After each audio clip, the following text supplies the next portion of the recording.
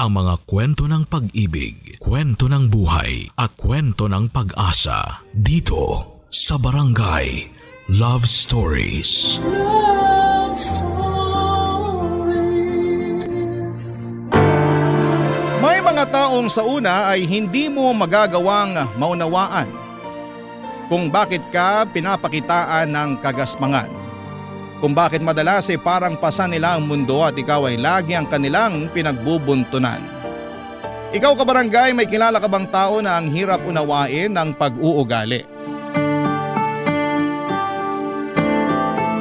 Dear Papa Dudut, ako nga pala si Kate, 18 years old at gusto ko lang magsumbong tungkol sa ate Angie ko. Mas matanda siya sa akin ng 17 years kaya siguro'y madalas hindi kami nagkakaintindihang dalawa. Parang walang araw na hindi kami nagtatalo. Parang walang away na hindi niya pinupuna ang bawat mali ko o maski na ang bawat galaw ko. Kung kayo ang nasa sitwasyon ko ay maintindihan niyo ako kung bakit lumayo ang loob ko sa kanya sa pagdaan ng panahon. Suplada, masungit, bungangera at strikto kasi si Ate Angie. Tinalo niya pa ang nanay namin pagdating sa pagbubunganga. Ni minsan ay hindi ko narinig na nagbunganga ang nanay ko. Pero si Ate Angie, nako, madalas yan papadudot. Naririndi na nga ang tenga ko sa kanya pero tuloy pa rin siya. Wala naman akong magawa kasi nga siya ang bumubuhay sa amin ng nanay ko. Laging sinasabi ni nanay sa akin na hayaan ko lang daw ang Ate Angie ko dahil bago lang sa trabaho. O di naman kaya ay dadatnan na. Lahat naman ng dahilan ay iniintindi ko, Papa Dudut, pero madalas kasi ay hindi ko na matansya ang ugali niya. Mahal ko po si ate pero madalas ay parang pinag-iisipan ko na kung babawiin ko na lang yung pagmamahal kong yon para sa kanya. Kahit kasi talaga maliit na bagay, nagagawa niyang palakihin. Parang feeling ko madalas ay wala na akong nagawang tama sa paningin niya. Parang lahat na lang ay may mali. Nakakasama ng loob pero hindi ko naman magawang sabihin sa kanya ng diretsyo na hindi na ako komportable sa mga sinasabi at pinupunan niya sa akin, Papa Dudut. Apektado na kasi ako madalas at hindi na nakakatulong sa aking mental health, Papa Dudut.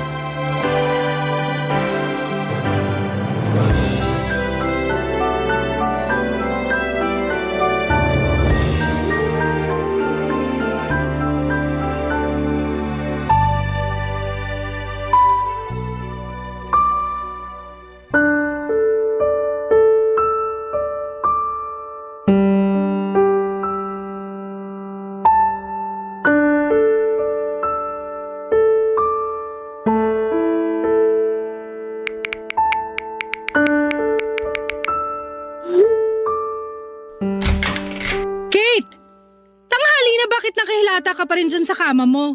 Ate, linggo naman eh. Kahit linggo o huling araw mo na sa mundo, ayoko pa rin nakikita ka nakahilata lang dyan. Lumabas ka at maghanap ka ng pwedeng ayusin dito sa bahay. Ang init kasi ate. Pag medyo lumamig-lamig na lang tsaka na ako lalabas. Kakaubos pa naman ng sunscreen ko ngayon. Gamitan mo yung sunscreen ko sa kwarto. Dali na! Ay, ayoko nung sunscreen mo ate. Ang lagkit tsaka ang baba ng SPF. Eh sa'yo na nga mura sa pharmacy eh. Huwag mo na akong artihan ha. Kung sunscreen lang ang problema mo, gamitin mo na yung sakin. Pagtsagaan mo na lang kaysa wala ka magamit.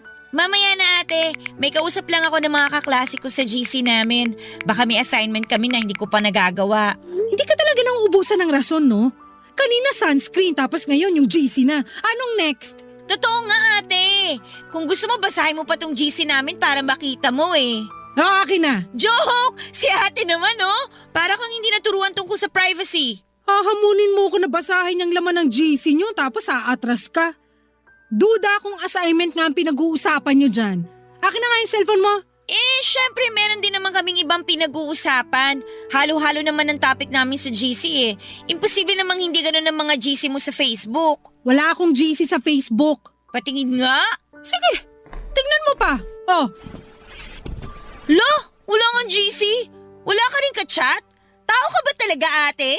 Kaya wag mo akong nirarasunan na napaka-importante ng pagsa-cellphone mo kasi kaya ko namang mabuhay kahit wala yan. Syempre, ibahin mo kaming mga Gen Z. Dito na kami namulat eh. Nakaasa na rito lahat ng kailangan namin ngayon. Lalo na sa pag-aaral tsaka sa mental health namin. Dinamay mo na naman yung mental health mo. Nakailang gamit ka na yan, ha? Last na yan. Ate, i-validate mo naman ang mental health ko. Please lang. At yung mental health ko, kailan mo iisipin? Lusaw na ang utak ko sa kakaunawa sa mga kaartihan mo, Kate. Ikaw lang naman kasi itong nagpapaka-stress sa akin eh. Kung hayaan mo na lang sana ako, di maayos ang mental health natin pareho, di ba? Hindi ko na talaga alam kung paano ka kakausapin. Huwag mo lang naman kasi akong bungangaan palagi. Paano hindi ka bubungangaan puro katamaran at kaartihan ang alam mo? Yan! Nasasaktan kaya ako sa mga salita mong ganyan. Ay nako ate, hinay-hinay lang naman sana, no? Bakit? Hindi ka ba maarte? Inaayon ko naman ang kaartihan ko sa sitwasyon. Kahit anong sitwasyon, maarte ka. Hindi ka talaga nagmana kay nanay, no? Wala ka kasing filter pag nagsasalita eh. Talo mo pa yung mga bungangerang nanay sa teleserye. Inuubos mo talaga ang pasensya kung bata ka eh. Chill ka lang, pwede ba? Ay, okay, ganito na lang. Lumabas ka muna ng kwarto ko. Gamitin mo yung sunscreen mong malagkit, tapos pumunta ka sa park at mag-meditate ka doon. Kasi mukhang kailangan mo ng peace of mind eh. Peace of mind? Hindi ko yan makukuha hanggat hindi ka umaayos, Kate. Kaya ikaw mag-sunscreen, lumabas ka ng kwarto mo at mag-meditate ka kahit sa sementeryo pa. Hindi mo na talaga pakakalmahin ang dugo ko. Day off ko na nga lang, imbis na mag-relax na lang sana ako, nagawa mo pa akong bigyan ng stress. Alam mo ate… Lumabas ka na rito sa kwarto mo at tumulong ka sa amin ni nanay sa labas kundi malilintikan ka talaga. Nabigla ako sa pagtaas ng boses ni Ate Papa Dudut. Alam kong sagad na ang pasensya niya kapag umabot na siya sa ganon. Binalibag pa niya ang pinto ko nang lumabas siya. Kaya naman nagmadali na rin akong lumabas ng kwarto ko at doon ako sinalubong ni Nanay Papa Dudut. Kabado rin si Nanay noon dahil nakita nitong galit na si Ate. Binulungan ako ni Nanay na sumunod na lamang sa sinasabi ni Ate para hindi na kami magtalo pa at para hindi na lalong uminit ang ulo ni Ate. Kilalang kilala pa naman namin si Ate Angie at oras na masimulan itong magalit ay hindi na siya titigil hanggang sa kinabukasan. Akala mo'y palaging dinadatnan o hindi naman kaya ay nagme-menopause na. Sinunod ko na lamang ang sinabi ni Nanay at tumulong na lamang ako sa pag-aayos ng mga kailangan sa bahay. Dahil doon ay hindi ko na nagawa ang assignment ko dahil hindi ko na muling nahawakang buong araw ang cellphone ko. Sa tuwing gagawin ko kasi yon, ang talim agad ng tingin sa akin ni Ate. Kinuha rin niya ang cellphone ko noong bandang gabi na para lang masigurado na hindi na ako magse-cellphone. Binalik na lamang niya yon sa akin kinabukasan nang paalis na ako papunta sa eskwelahan. Doon ko nalaman na meron pala akong nakaligtaang gawin na assignment. Nakagalitan tuloy ako ng teacher ko pero ayos lang naman kasi nasanay na ako sa galit ni Ate kaya hindi na tumatalab sa akin ang pagbubunganga ng teacher ko. Nang uwian na Papa Dudut, ready na akong konsensyahin si Ate sa nangyari sa akin. Kukonsensyahin ko talaga siya dahil siya ang may kasalanan kung bakit hindi ko nagawa ang assignment ko at niready ko na ang sasabihin ko habang nasa jeep pa lamang para hindi na ako madaan pa sa sindak ni Ate Papa Dudut.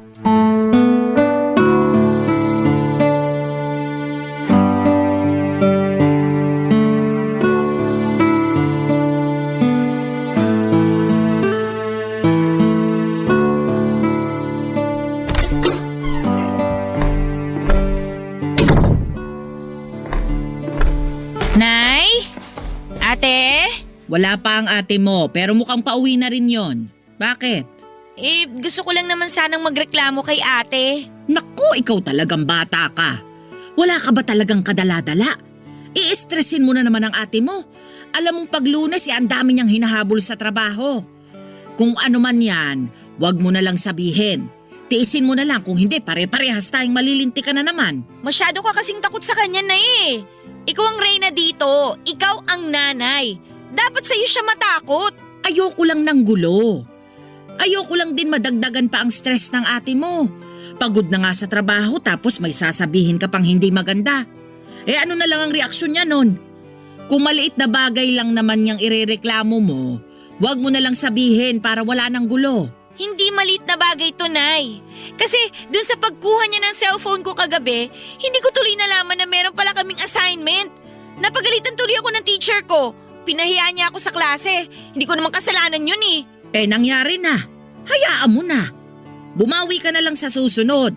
Saka ikaw naman kasi, panay ang cellphone mo. Sige, Nay, kampihan mo ulit si ate. Kaya lumalaki yung ulo niya eh. Kaya siya nagre-reyna-reynahan dito. Anong pinag-uusapan niyo dyan? Mukhang seryoso ah. Nay, nakapagluto na ba kayo ng ulam? Gutom na ako eh. Ipiprito ko pa lang yung tilapia.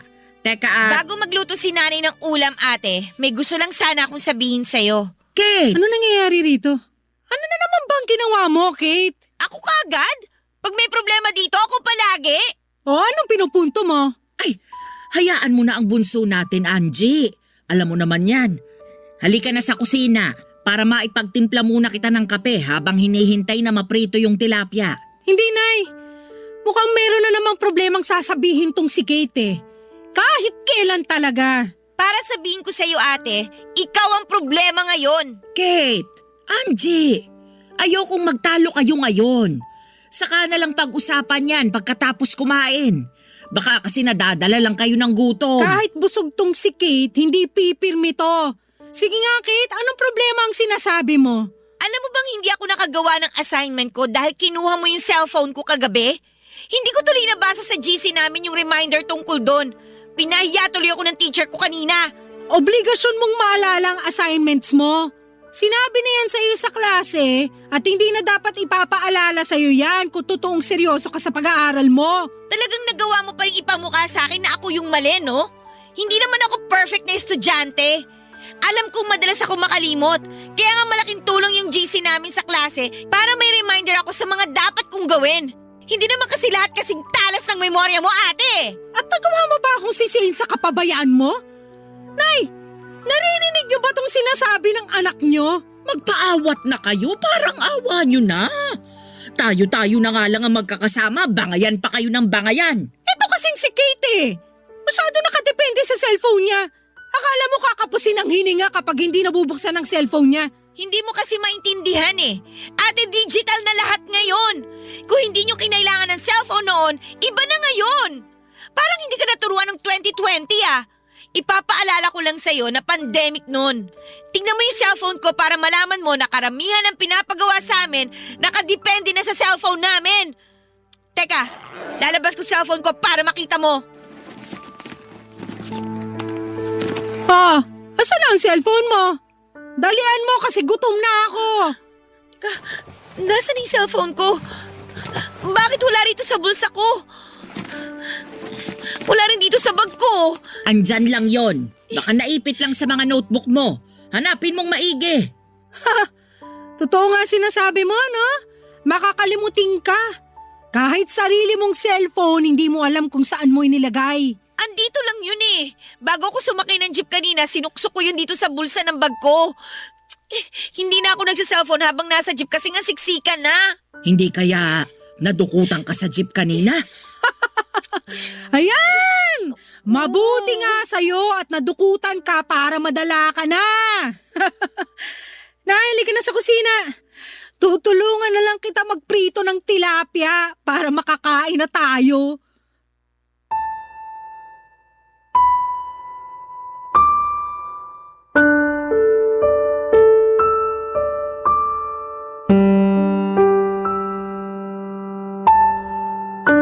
Nilabas ko na ang lahat ng gamit ko sa bag, Papa Dudut, pero wala pa rin doon ang cellphone ko.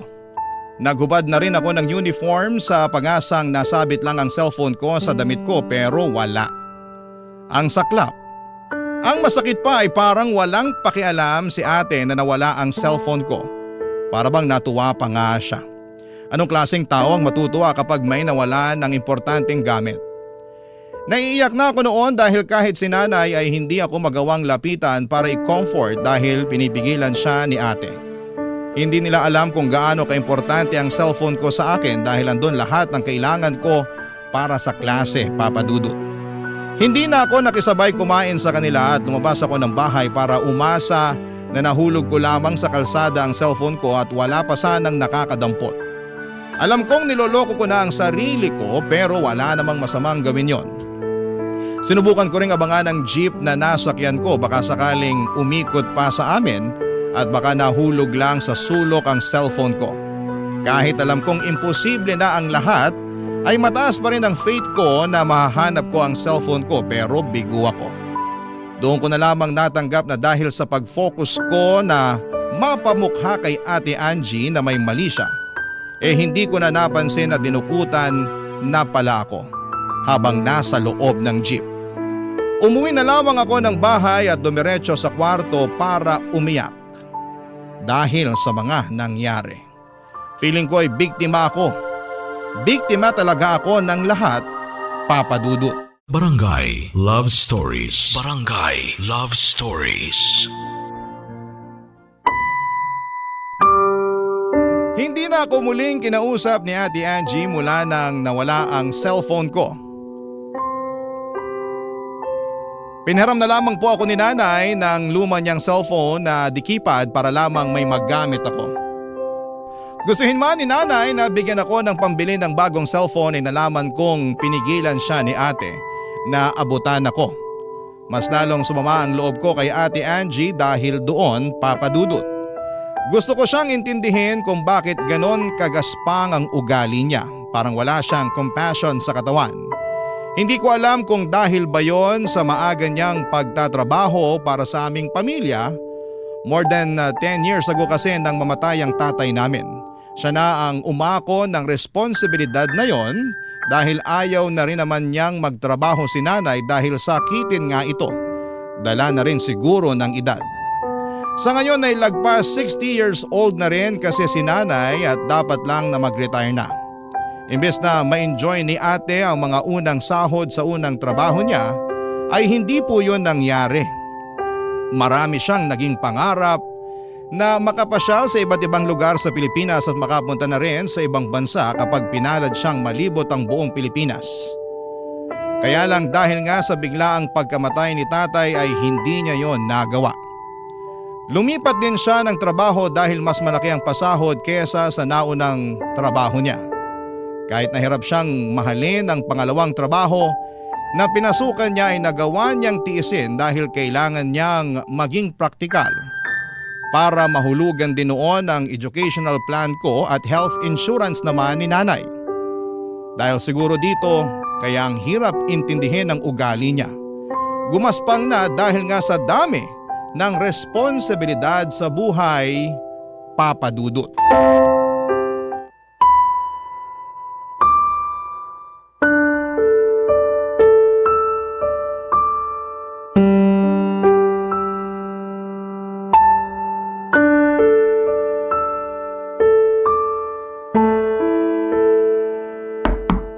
Bukas yan, pasok! Lumamig na yung turon na niluto ko kanina. Sabi mo lalabas ka na ng kwarto mo. Wala po akong ganang magmerienda, Nay. Bigay niyo na lang po yung turon kay Ate Angie mamaya pag uwi niya. Paborito mo pa naman ang turon. Binalot ko talaga sa maraming asukal yung saging. Saka hindi ko nilagyan ng langka kasi alam kong ayaw mo nun. Thank you, Nay, pero busog pa kasi ako eh. Paanong busog? Hindi ka rin kumain kaninang tanghali. May natira pa akong chichirya sa bag ko. Yun po yung kinain ko kanina kaya nawala po yung gutom ko. Ano bang nangyayari sa yung bata ka, ha? Ilang araw ka nang walang ganang kumain. Lagi ka na lang nagkukulong dito sa kwarto mo. Wala lang po ako sa mood, Nay. Babawi na lang po ako sa susunod. May tampo ka pa rin ba sa ate mo? Hindi naman nawala yun, Nay. Ay, wag mo sanang masamain ang ipinapakita sa'yo ng ate mo. Nung una, hindi naman sana. Kaya lang, paulit-ulit na lang niyang pinaparamdam sa akin na problema lang ako dito sa bahay. Hindi ako makagalaw kahit good mood siya. Paano ba naman kasi, bawat galaw ko, pinupunan niya. Para bang lagi na lang niyang inaasahan na magkakamali ako? Ang hirap gumalaw na pag lagi kang binabantayan. Pagpasensyahan mo na lang ang ate mo. Kilala mo naman yun. Yun na nga po eh. Kilalang kilala ko na siya. Ni minsan hindi niya nakita yung magaganda ko nagagawa. Ni purihin ako kapag mataas yung grades ko sa school. Hindi niya yung ginagawa. Pero kapag maliit lang na pagkukulang ko at pagkakamali ko, hanggang kinabukasan na kagad yung sermon. Ako na lang ang babawi sa mga masasakit na sinasabi niya. Ako na lang ang papansin sa mga nagagawa mong maganda. Nakikita ko naman yun, kaya huwag kang mag-alala. Ay, salamat po, Nay. Alam ko naman pong nakikita niyo yon. Pero masarap din naman sana sa pakiramdam kung makita rin niyo ni ate para mabawasan yung galit niya sa akin. Hindi naman galit sa'yo ang ate mo. Galit lang siya sa mga maling nagagawa mo. Kasi ang taas ng expectations niya sa akin eh. Nakakalunod, Nay. Alam ko achiever siya nun. Pero wag naman sana niyang asahan na katulad din niya ako. Ano ka ba naman, Kate? Alam niyang malaki ang potensyal mo, kaya nadidismaya lang ang ate mo kapag hindi mo ginagalingan. Ganoon kataas ang tingin niya sa'yo. Parang hindi naman. Pakiramdam ko ang baba lagi ng tingin niya sa akin. Mali lang siguro ang paraan ng pagpapakita ng ate mo kung gaano kataas ang tingin niya sa'yo. Saka ayaw niya sigurong lumaki ang ulo mo, kaya hindi niya masyadong pinapansin kapag gumagawa ka ng maganda. Hindi naman kawalan sa kanya kung paminsan-minsan papansinin niya na may nagagawa rin akong tama. Para ma-inspire naman ako lalo na pagbutihin pa. Hayaan mo. Pag uwi niya, kakausapin ko siya tungkol dyan. Ay naku, Nay, wag na po. Baka sabihin na naman niya sumbongera ako. Mas lalo siyang magalit sa akin. O sige, bahala ka na kung anong gusto mong gawin. May gusto nga po akong gawin, Nay Ano ba yun? Susuportahan ko yan. Nasa tamang edad na naman po ako. Huwag mong sabihing mag-aasawa ka na. Hindi pa tamang edad ang 18 para mag-asawa, ha? Nay, hindi! Ano ba kayo? Gusto ko lang pong magsarili na. Pwede naman ako magtrabaho. Mapagsasabay ko na ang pag-aaral at pagtatrabaho kasi marami naman po nag-o-offer ng mga part-time job ngayon. Bakit kailangan mo pang umalis dito? Kung gusto mo nang magtrabaho, hindi naman kita pipigilan. Pero sayang lang kung ang sahod mo ay mapupunta lang sa upa. Pagsisikapan ko na lang po yun, Nay. Mas mabuti na yun kesa may sumbat pa sa akin ni ate yung pagtira ko dito sa bahay kapag wala siya sa mood. Hindi niya pwedeng isumbat ang pagtira mo rito sa bahay. Dahil kami ng tatay mo ang bumili ng bahay na ito. Bahay mo na rin ito. Pero Nay… Huli na to na pag-uusapan natin ang tungkol sa paglipat mo. Magsuklay ka na riyan at lumabas ka ng kwarto mo. Sabayan mo na akong kumain ng turon sa kusina.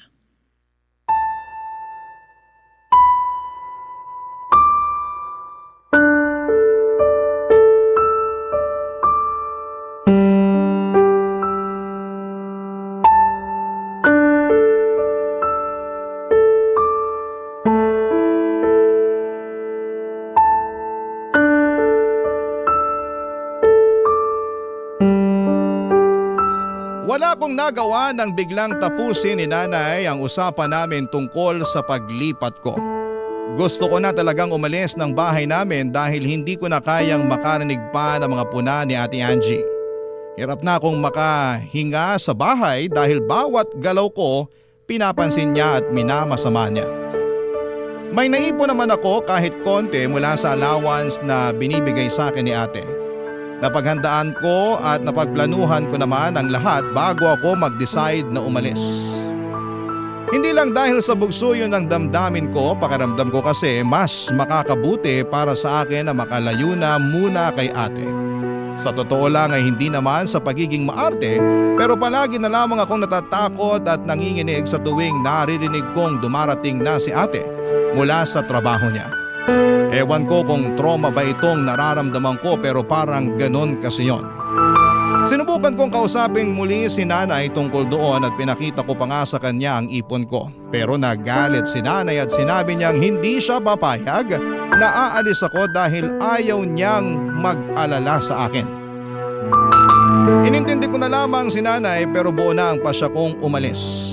Palihim na rin po akong nag-impake ng mga damit ko para mabilis na lamang akong makaalis.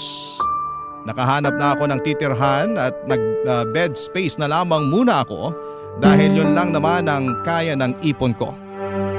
Hindi naman yun problema sa akin dahil kailangan ko lang ng matutulugan. Buong araw naman akong nasa trabaho at school noon.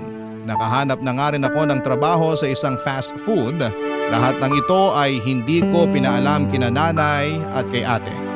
Sasabihin ko na lamang yon kapag araw na ng paglipat ko at pagsisimula ko sa bagong trabaho, Papa Dudut.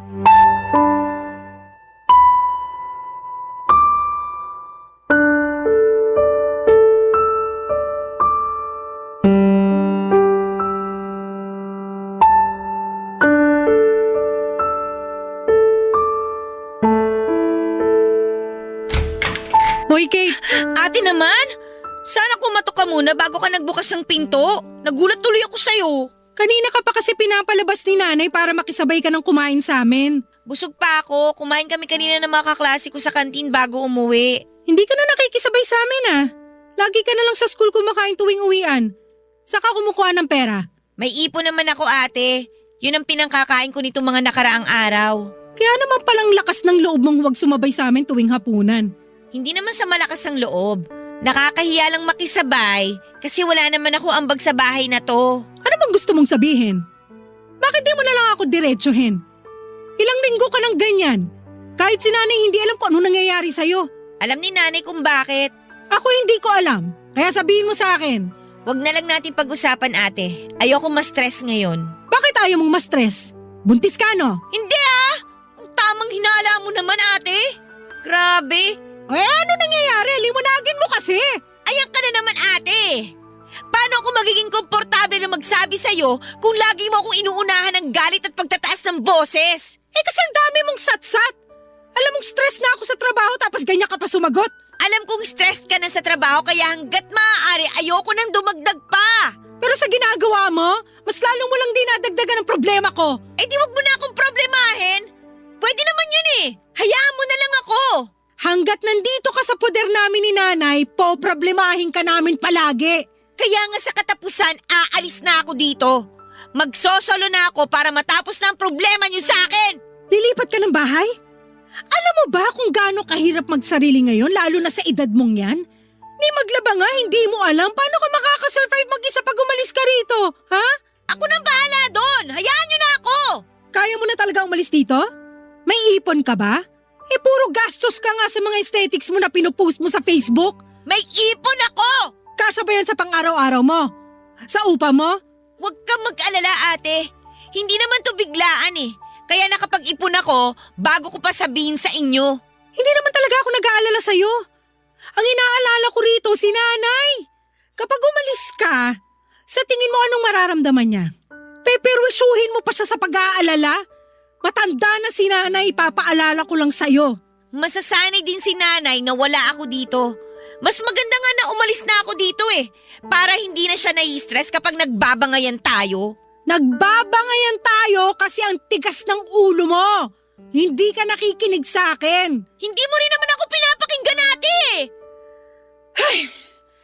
Kung yan ang desisyon mo, wala na akong pakialam. Bahala ka na sa buhay mo. Basta huwag kang lalapit ulit sa amin para bumalik dito ha. Panindigan mo yung desisyon mong yan. Huwag ka mag-alala. Hinding-hindi na ako lalapit sa inyo ni nanay kung yan ang pinoproblema mo. Bahala ka na. Lumabas ka na lang ng kwarto mo para makisabay sa amin. Hindi nga ako gutom. Kahit huwag kang kumain. Sabihin mo lang kay nanay ang tungkol sa plano mong umalis dito. Alam na niya. Hindi mo kailangan sumigaw. Eh di wag ka rin pasigaw kung magsalita.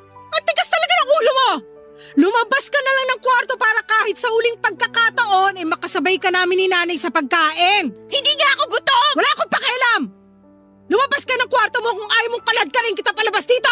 Sige, subukan mo. O ito, saluhin mo. Uy!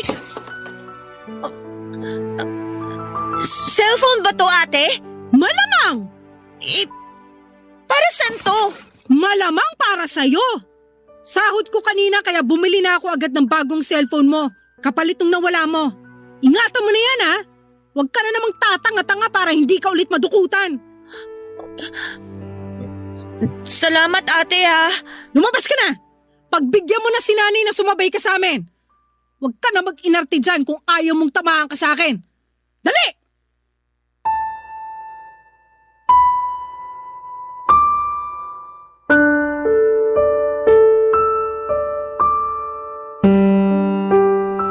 Papa Dudut, binalibag ni ate ang pinto ko nang lumabas siya ng kwarto ko. Ramdam ko man ang galit niya noon pero ramdam ko pa rin ang pagmamalasakit niya sa akin. Binuksan ko ang cellphone na binili niya, mas maganda at mas mahal yon kesa doon sa nawala sa akin. Naiyak na lamang ako kasi sa unang pagkakataon ay naramdaman ko ang care ni ate para sa akin. Inayos ko lang ang sarili ko at nagpulbos para hindi mahalata na umiyak ako. Pagkatapos noon ay lumabas na ako ng kwarto para humarap at sumabay kina nanay at ate sa pagkain. Pinagalitan nga ako kaagad ni ate dahil natagalan sila sa paghihintay sa akin. Lumalamig na raw ang pagkain. Hindi ko na lang pinansin at ayoko nang palakihin pa ang inis niya para hindi masira ang gabi naming pareho. Kahit busog, sumabay pa rin akong kumain sa kanila. Pagkatapos kumain ay sinabi ko na kay nanay ang plano ko. Nagalit si nanay dahil pinayagan ako ni ate na umalis na ng bahay. Pero wala rin siyang nagawa lalo na nung sinabi ni ate na kaya ko na ang sarili ko. Maganda na rin daw na umalis na ako para wala na siyang ibang iniisip pa. Nasaktan po ako ng bahagya sa sinabi ni ate o sadyang emosyonal lamang ako kaya naging sensitive ako sa mga salita niya. Napaaga rin ang alis ko ng bahay. Dapat sa katapusan pa ng buwan pero tumawag sa akin ang bagong landlady ko at sinabing pwede na raw akong lumipat dahil umalis na ang tenant niya na papalitan ko. Nabigla man ako sa bilis ng pangyayari ay sumunod pa rin ako, Papa Dudut. Umalis na ako kaagad sa bahay bago pa sumapit ang katapusan ng buwan. Barangay Love Stories. Barangay Love Stories. Sa mga unang buwan na umalis ako ng bahay ay naramdaman ko kaagad ang hirap. Kahit meron akong ipon, alam kong kailangan ko yung i-budget kundi ay mauubusan ako.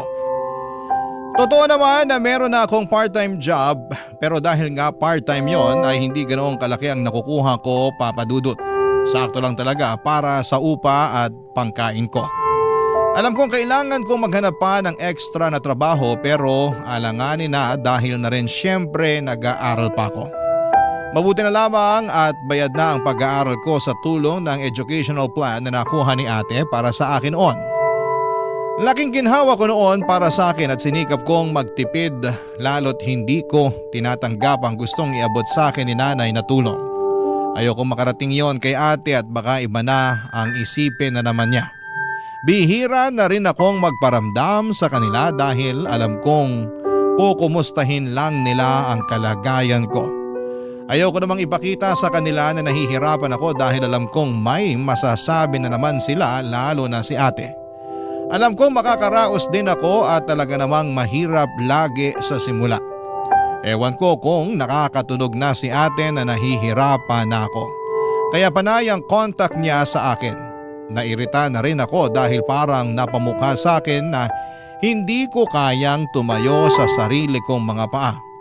Nag-away kaming dalawa lalo't parehas pa naman kaming stress noon. Mas lalo nga akong nagalit noong sinumbat niya sa akin ang pagpapaaral niya. Mas lalo tuloy kaming nagkasirang dalawa. Dahil doon ay tumigil na ako sa pag-aaral at nagtrabaho na lamang. Sinubukan kong hilingin kung pwede akong mag full time na sa fast food na pinagtatrabahuhan ko. Pero hindi pa raw po pwede. Mas lalo tuloy akong naging problemado lalo't naubos na rin ang ipon ko. Kaya nilunok ko ang pride ko at lumapit kay nanay para humingi ng mga dilata at bigas. Sinakto kong wala pa si ate para hindi na kami magkaabutan. Hindi pa kasi kami nagkakaayos na dalawa.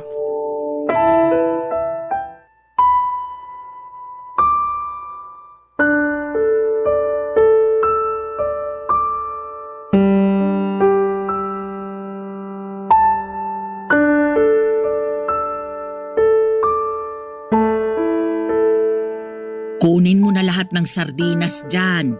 Lalo na yung mga maaanghang. Ikaw lang naman ang mahilig dyan noon kaya bumibili ang ate mo niyan eh. Magtitira pa rin naman ako ng mga 2 piraso, Nay. Baka makahalata si ate pag biglang nawala to lahat. Wala namang masama kung malaman niyang humihingi ka rito ng bigas at dilata. Anong walang masama? Gusto niyo po bang bungangaan na naman niya ako? Baka mamaya sumbat na naman niya sa akin to kapag nalaman niya. Ganun lang talaga magpakita ng concern ng ate mo. Di ka na nasanay dun. Mali naman yung paraan niya, Nay. Hindi naman pwedeng ganun eh. Mas lalo lang bumababa ang tingin ko sa sarili ko sa tuwing sinusumbat niya lahat ng binibigay niya sa akin. Pagpasensyahan mo na lang ang ate mo. Nadadala lang kasi siya sa pagod. Tapos dagdag pa sa pag-aalala niya sa'yo. Hindi ko naman ramdam na nag-aalala siya. Mas ramdam ko na nag-aabang siyang magkamali ako para patunayan na tama siya sa lahat ng hinala niya tungkol sa akin. Hindi ko na talaga alam ang gagawin ko sa inyong magkapatid. Dati naman lagi kayong magkasama at magkasundo. Ano bang nangyari sa inyo? Si ate kasi, walang bilib sa akin. Lagi na lang akong minamaliit. Baka mali lang ang interpretasyon mo sa mga sinabi niya. Mali ba, Nay? Kasi harap-harapan niyang sinasabi sa akin na mali lahat ng desisyon ko. Concern lang kasi ang ate mo. Wala naman siyang masamang ibig sabihin dun. Sa ganung paraan lang siya nasanay kahit noon pa man. Siguro kasalanan din naman ng tatay mo kung bakit ganun siya magsalita. Nung nabubuhay pa ang tatay mo, parehas sila ng pananalita ng ate mo eh. Nay, wag mo na siyang ipagtanggol. Mas lalo lang sumasama yung loob ko dahil parang wala na akong kakampi ngayon. Paano bang wala? Anong tawag mo sa akin? Kay Ate Angie naman kayo kampi eh. Lagi na lang yung side niya yung iniintindi nyo. Lagi kayo may magandang rason kung bakit siya ganun sa akin.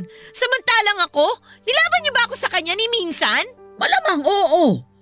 Hindi mo lang naririnig, pero lagi kitang ipinaglalaban sa kanya. Parehas lang kayong matigas ang ulo at hindi nakikinig sa nanay ninyo.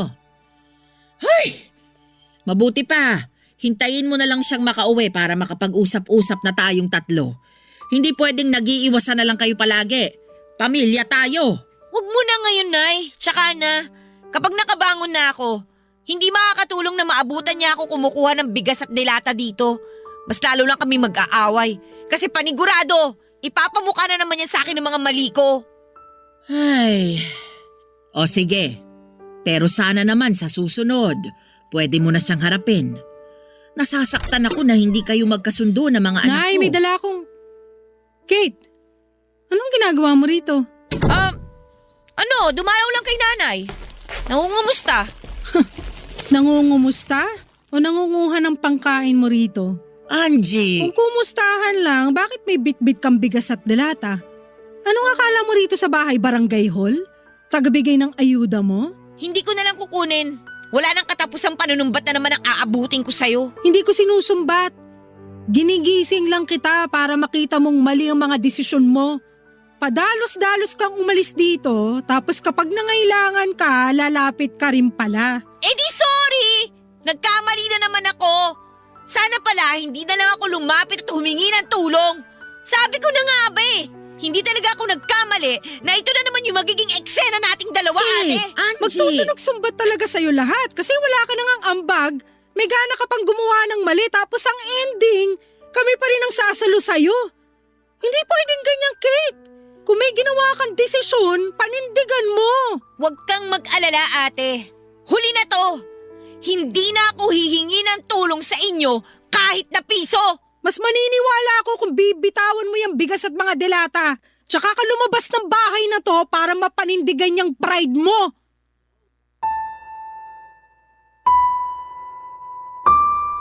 Sinubukan pang umawat ni nanay sa amin ni ate pero wala siyang nagawa. Naiyak na lamang akong binitawan ng bigas at dilata at saka ako lumabas ng bahay.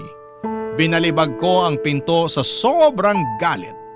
Sinubukan akong habulin ni nanay pero nakasakay ako kaagad ng jeep paalis doon. Hindi ko na nilingon pa si nanay dahil panay na ang iyak ko noon sa sobrang sama ng loob. Tinawagan ako ni nanay pero hindi ko rin sinasagot. Agad akong dumiretso sa inuupahan ko at mabuti na lamang at wala ang mga kasamahan ko sa kwarto kaya nagawa kong umiyak. Sobrang sama ng loob ko noon kay ate kahit lugmok na ako sa lupa ay nagawa pa rin niya akong sipain. Anong klaseng kadugo siya? Hindi rin siya nag-text man lang sa akin para mag-sorry o ipaliwanag ang mga masasakit niyang sinabi. Bakit pa ba ako umasa? Ni minsan ay hindi ko natigman ng sorry niya. Dahil doon ay mas lalo ko silang iniwasan at hirap na ako noon, lalo na't nabawasan pa ang oras ng trabaho ko. Sinikap kong maghanap ng ibang trabaho pero walang tumatanggap sa akin dahil bukod sa masyado raw akong bata ay wala pa akong tinapos na pag-aaral. Nagtuloy-tuloy ang problema ko, Papa Dudut, ilang beses na lang ako sa isang araw kong kumain. Madalas pa ay puro biskwit, fishball at 3-in-1 na kape. Bubusugin ko na lamang ang sarili ko sa libreng tubig sa inuupahan ko. Napansin rin yon ng landlady ko kaya nilimitahan na niya sa 2 liters ang libreng tubig sa akin kada araw. Nakaramdam ako ng panliliit dahil doon. Isang araw ay hindi na rin ako nakabayad pa ng upa at dahil doon ay wala akong ibang nagawa kundi ang mag-impake na dahil pinapaalis na ako ng landlady ko. Sinubukan ko pang makiusap pero ang sabi niya may nakaabang na bagong tenant kaya kailangan ko nang umalis. Binigyan niya ako ng 5 araw para makahanap ng bagong lilipatan. Yon ang naging problema ko dahil wala akong nahanap sa huling araw ng pangungupahan ko. Kaya mabigat man sa loob ko ay nagsimula na ako mag-impake at inisip ko na lamang na matulog muna sa mga bus terminal kung saan ay maraming tao at hindi makakahalata ang mga empleyado roon. Panay ang iyak ko habang inaayos sa mga damit ko para makaalis na roon, Papa Dudut.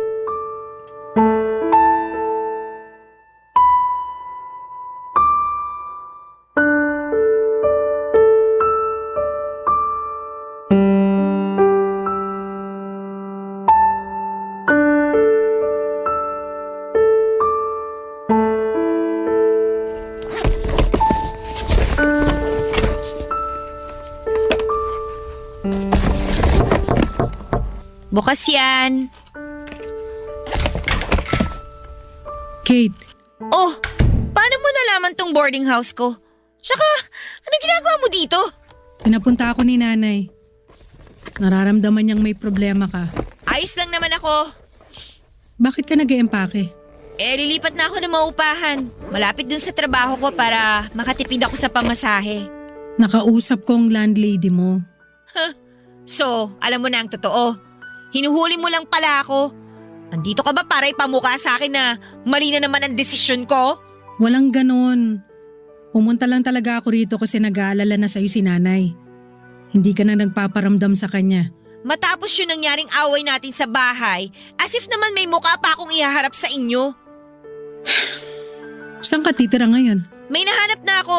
Ako nang bahala doon. Ihahatid na kita ron para alam ko rin kung saan ka pupuntahan. Ay, hindi na. Baka isang araw isumbat mo na naman sa akin yan. Hindi ako pumunta rito para manumbat. Gusto ko lang masiguro na maayos ang kalagayan mo. Ano bang sisiguruhin mo? Hindi ba alam mo naman na hindi maayos ang kalagayan ko? Di ba inaasahan mo naman to? Ayoko makipag-away sa'yo. Gusto kong tumulong. Tulong? Nung time na kailangan ko yan, anong ginawa mo? Sinumbat mo sa akin lahat, di ba? Kinapalan ko na nga yung mukha ko kay nanay na humingi ng bigas at dilata kasi gutom na ako. Nilunok ko yung pride ko na lumapit sa inyo sa bahay. Pero anong ginawa mo? Pinamukha mo akong patay gutom. Pinaiwan mo yung bigas at dilata pero pinabaunan mo ako ng masasakit na salita. Ate, walang-wala ako nun. Pero mas lalo mong pinaramdam na mas mababa pa ako nun. I'm sorry. Yun lang? Sorry? Yun lang? Mabubura na ba niyan lahat ng masasakit na salitang sinabi mo sa akin dati? Sorry? Inaasahan mo bang ayos na tayo ngayon dahil binanggit mo na ang magic word na yan? Alam ko, marami akong nagawang mali sa'yo. Alam ko marami akong nasabi na hindi magaganda. Pasensya ka na kung sa ganung paraan ako natuto magpakita ng malasakit. Oo, masakit ang mga yon. Hindi ko naman itatanggi. Kapag inaalala ko lahat ng mga sinabi ko sa'yo, nagigilty ako. Huli na para bawiin ko yung kasi nakasugat na ako. Pero sana, maintindihan mo na nahihirapan din ako. Ate mo ko, pero ako halos ang tumayo bilang magulang mo. Ang hirap na hindi mag-alala sa mga ginagawa mo dahil kargo kita. Kailangan ko makita na maayos ang pupuntahan mo kasi ang hirap para sa akin na makitang mapunta ka sa walang kwentang sitwasyon. Hindi mo alam kung gaano ko sinisisi ang sarili ko mula nung hinayaan kitang umalis ng bahay. Hindi mo alam kung ilang beses akong gumigising sa gabi sa bawat kalus ko sa pinto dahil umaasa ako na ikaw yun. Nababalik ka na at mababantayan na ulit kita. Hindi mo alam na para akong sinisit-sit sa balat. Sa tuwing nakikita kong hindi mapakali si nanay dahil sa pag-aalala sa'yo. Kung kumain ka na ba o kung makakabayad ka pa ba ng upa. Hindi mo alam, Kate, ang hirap. Hindi mo alam. Yan lang naman ang kailangan ko eh. Ang paliwanag mo. Hindi ko na kailangan ng sorry sa mga masasakit na sinabi mo noon. Gusto ko lang maintindihan kung bakit ganun ang mga sinabi mo sa akin. Ate, kasi sakit talaga ng mga sinasabi mo sa akin eh. Lagi na lang ako natatakot gumalaw kasi baka mamaya hindi mo na naman magustuhan yung magawa ko. Kaya umalis na lang ako ng bahay para hindi ka na laging galit. Para makagalaw na rin ako. Para makahinga. Ate, alam kong bigat na bigat ka na sa amin ni nanay. At sorry talaga kung hindi pa ako makatulong sa'yo. Pero promise, babawi rin naman ako. Hayaan mo lang ako na magkamali kasi natututo rin naman ako eh. Hindi ko naman sinasadyang gumawa ng mali. Hindi lang talaga ako kasi galing mo. Kaya lagi ako natitison. Sorry ate ha. Balang araw, babawi naman ako eh. Hindi ka na mabibigatan sa akin. Makakatulog ka na ulit ng maayos kasi hindi ka na ulit mag-aalala. Promise. Basta, hayaan mo lang ako magkamali. Gusto ko rin namang matuto eh.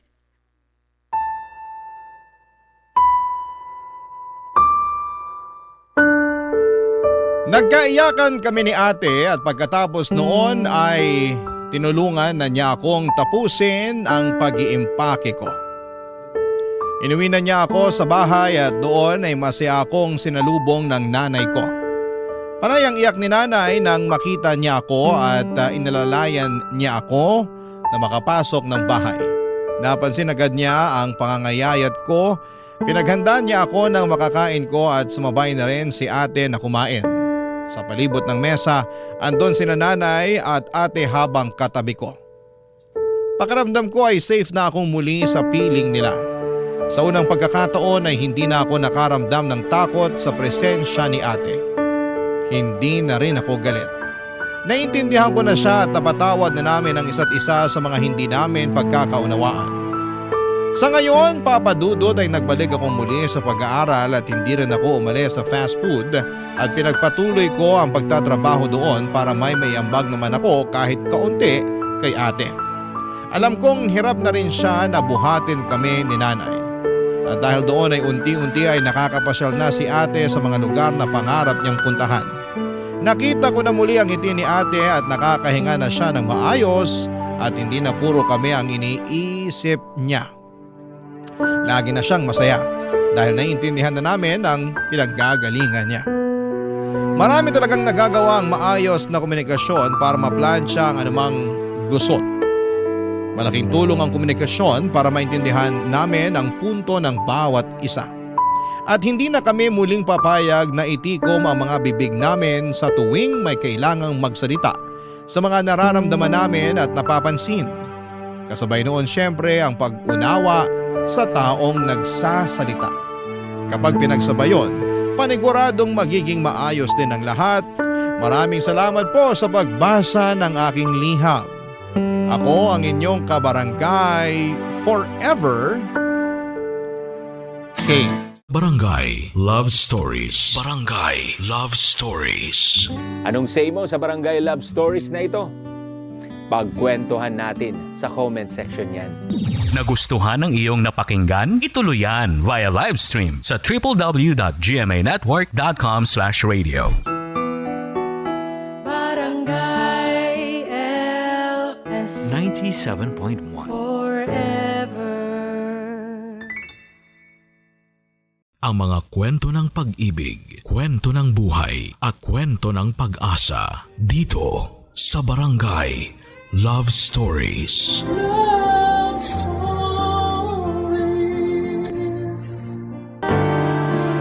Masarap balikan ang kwento ng una nating pagmamahal. Yung unang beses na nagtagpo kayo pero masakit din palang balikan. Lalo na't hindi kayo nakaabot sa dulo tulad ng inyong mga pinangako. Ikaw, kabarangay, naaalala mo pa ba ang first love mo? Dear Papa Dudut, ako nga pala si Lexie, 35 years old, single, 10 taon na akong walang karelasyon. Hindi dahil walang nanliligaw kundi dahil ayoko nang sumubok ulit. Ang first love at first boyfriend ko na si Brad, ang siyang huli ko na marahil na pag-ibig. Naging kaklase ko siya noong college, 18 years old pa lamang kami noon. Sa ganong edad na rin kami nagkamabutihan at nagkaroon ng relasyon. Iba talaga ang first love kapag binabalik-balikan mo. Ang sarap sa pakiramdam na malasap, yung unang kilig at unang yakap mula sa kanila.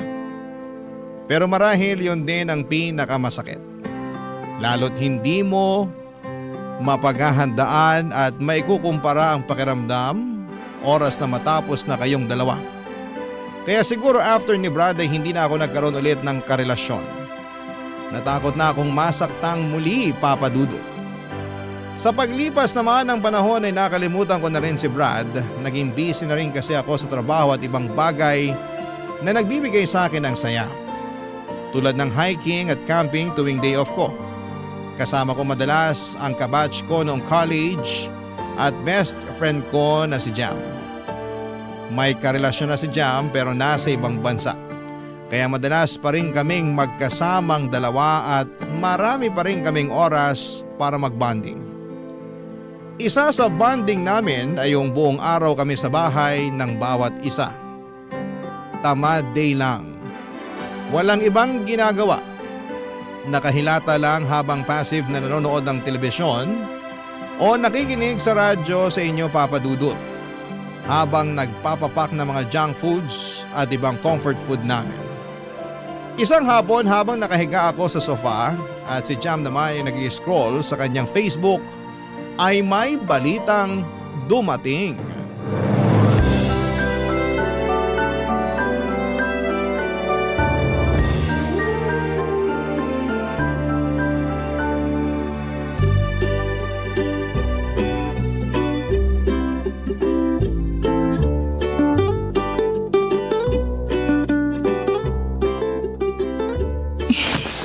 Ang lambot talaga nitong sofa mo, Jam. Kapag ayaw mo na to, bigay mo na sa akin ah. Swap tayo sa kama mo. Sa'yo na yung sofa ko, akin na ang kama mo. Hoy, pamana pa sa akin ng lola ko yung kama na yun, no? Hindi pwede. Swap ko na lang sa 1 dosenang sardinas tong sofa mo. Baka gusto mong ipukpok ko sa ulo mo yung 2 can opener ko. Ay, wala na akong pakialam sa sinasabi mo. Sobrang relaxing nitong pwesto ko. Sige, galit-galit muna tayo. Mag-scroll lang muna ako sa Facebook ko. Okay. OMG!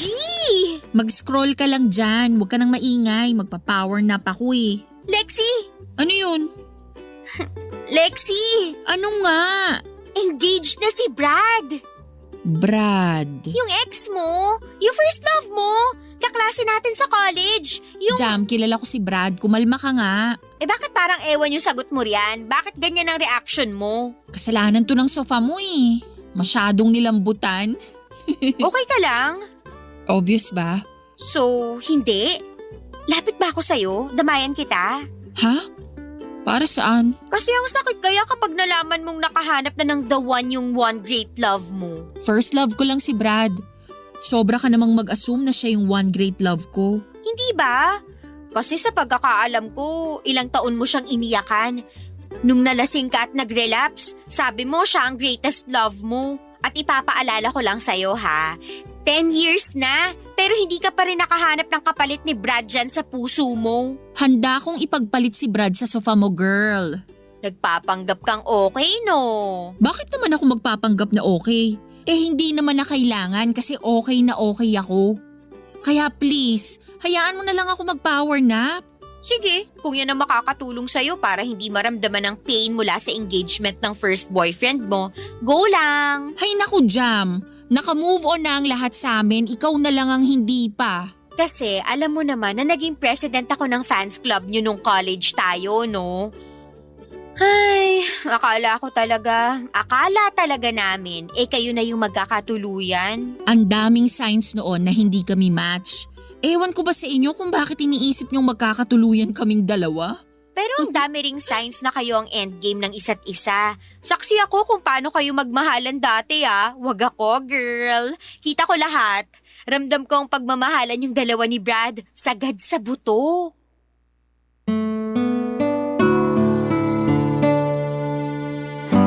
Hindi na lamang ako nagsalita sa huling sinabi ni Jam. Nagpanggap na lamang ako na hinila na ng antok. Nakapikit na ako noon at piniling huwag nang harapin pa si Jam. Baka kung ano pa ang masabi nito at baka kung ano pa ang maalala nito sa nakaraan namin ni Brad. Pero sa pagsapit ko or pagpikit ko ay bigla naman akong hinila ng nakaraan. Kung saan ay magkasama pa kami ni Brad. Tulad ng nasabi ko sa inyo, 18 years old lamang kami nang magkakilala. Napunta siya sa block section namin ni Jam. Nakatabi sa upuan, nakipagkilala siya sa akin kasi kailangan niyang humiram ng ballpen at humingi ng papel. Wala kasi siyang dalawang kahit na ano maliban sa kanyang sombrero. Yun ang simula ng naging close kami ni Brad. Kasama siyempre si Jam at lagi na kaming magkakasama kada subject. Lagi kami magkakatabi. Siguro doon kami na-develop ni Brad dahil lagi kaming magkasama. Mas nakikita ko nang malapitan ang gwapo niyang mukha, makinis at palangiti siya. Habang ako naman ay hindi makatingin sa kanya sa tuwing tumititig siya sa akin at sinasabihan ako ng maganda. Lagi niyang pinapansin ang namumula kong tenga. Tinanong niya noon kung bakit namumula ang tenga ko at ang sabi ko ay dahil sa init ng panahon. Pero ang katotohanan, namumula lang ang tenga ko kapag katabi ko siya. Kasi kinikilig ako at umahalo pa sa hiya ko sa tuwing magdidikit ang braso niya sa akin, Papa Dudut.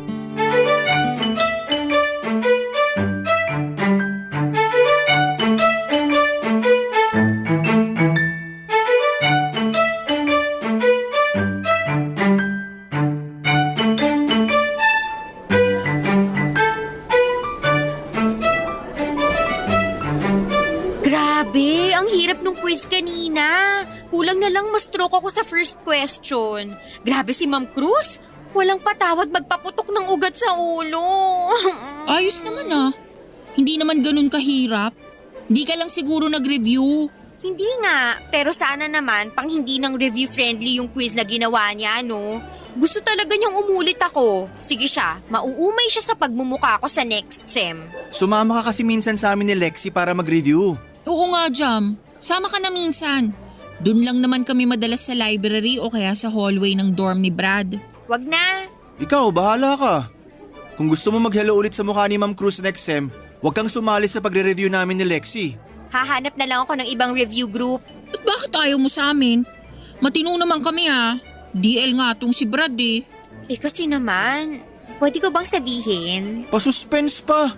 Bakit nga? Kasi naman, pag magkasama kayong dalawa, nakakalimutan niyo na ako. Ha?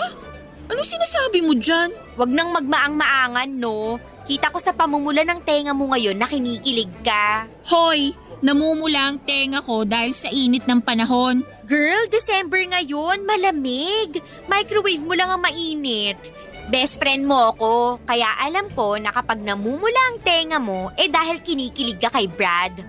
Subukan mo itanggi, babagsak ka sa algebra sa finals. Diba? Na-choke ka ngayon dyan. Ewan ko ba sa inyong dalawa? Obvious naman na nagkakagustuhan na kayo pero wala pa ring umaamin. Hoy Brad, ikaw ang lalaki, mag-first move ka na. Parang ewan naman tong si Jam. Di nabulol ka ngayon kasi true ang sinasabi ko. Ganito na lang ha, iiwan ko muna kayo para magkaaminan na. Binuksan ko na ang pinto para sa inyo. Pumasok na lang kayo. Bye! So, ano na? Ang loko ni Jam, no? Pero hindi naman siya mali. Anong ibig mong sabihin? Mukhang alam na ng lahat pero tayo na lang yung hindi. Ha? Ano? Hindi ko alam kung gets mo ang sinasabi ko o ayaw mo lang unawain. Nabigla naman kasi ako kay Jam. Pero gets mo naman yung nangyayari sa atin bago pa man magsalita si Jam, di ba? Oo. I mean, medyo lang. Sakto. Pwedeng magtanong? Ano yun? Ayoko na kasing nasosolo lang kita tuwing nagre-review. Baka naman pwedeng masolo ka sa isang date. Pwede. Pero sure ka? Gusto mo kong ka-date? Hindi lang kita gustong i-date. Gusto talaga kita. Bakit ako magtsatsaga mag-review sa marumi at maingay na hallway ng dorm kung hindi kita gusto? Bakit kasi hindi mo na lang sinabi sa akin noon? Siguro kasi kailangan ko yung pagiging taklesa ni Jam para matulungan ako. Ako rin. So gusto mo rin pala ako? Ha? Ano? Namumula tenga mo. Tama si Jam. Senyalis yan kapag kinikilig ka sa akin.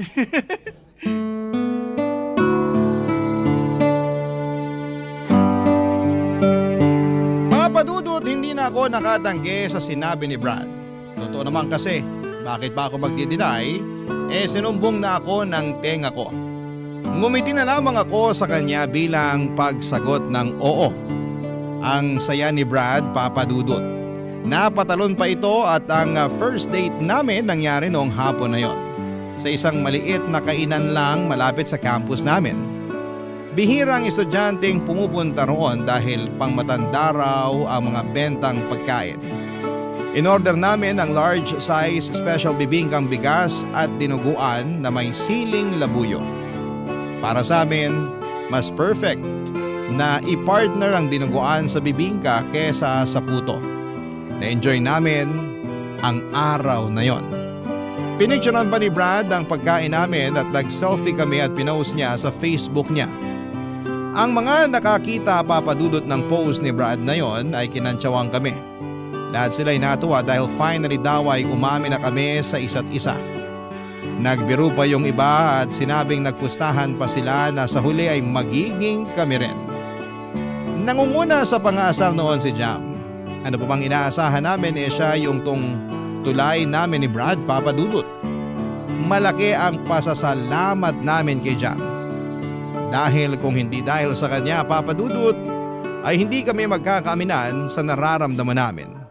Higit sa lahat ay hindi matutupad ang first date namin. Ang first date na nauwi sa first relationship namin ni Brad. Walang kasing saya ang unang relasyon at ang unang pag-ibig. Lalo na't maswerte kong natagpuan yon kay Brad. Pero tulad ng ibang first love, hindi rin naman kami pinalad na magkatuluyan. Papadudot. Barangay Love Stories. Barangay Love Stories. Sa paglilikot ng utak ko pabalik sa nakaraan, ay hindi ko maiwasang makaramdam ng kirot sa puso ko. Hindi ko yon pinaalam kay Jam at sinolo ko yon tulad ng mga nangyari sa nakaraan. Gusto kong umiyak dahil malinaw pa rin sa aking alaala ang lahat. Ewan ko ba kung mas naging malinaw ba ang lahat ng alaala ko kay Brad dahil sa nabalitaan kong ikakasal na siya o talagang hindi naman lumabo yon ni minsan. Sadyang maayos ko lang na naitago sa aking baul ng alaala ang aming nakaraan. Muling naglakbay ang utak ko noong 20 years old na kami ni Brad. Graduating na kami noon at siguradong magmamarcha kami dahil sinipagan naman namin sa pag-aaral at ginawa namin ang lahat para lamang makaabot kami ng diploma. Kakatapos noon ng finals namin, nag-celebrate kami sa paborito naming kainan kung saan namin binibili ang bibingkang bigas at dinuguan. Iyon at iyon lang naman ang ino-order namin kada matatapos ang exam week. Napansin namin na parang hindi sinasadyang naging tradisyon na yon para sa amin. Habang hinihiwan ni Brad ang bibingka at habang sinasaling ko naman sa mga mangkok namin ang dinuguan, may mga napagkwentuhan kami sa future na nagdulot ng takot sa akin, Papa Dudut.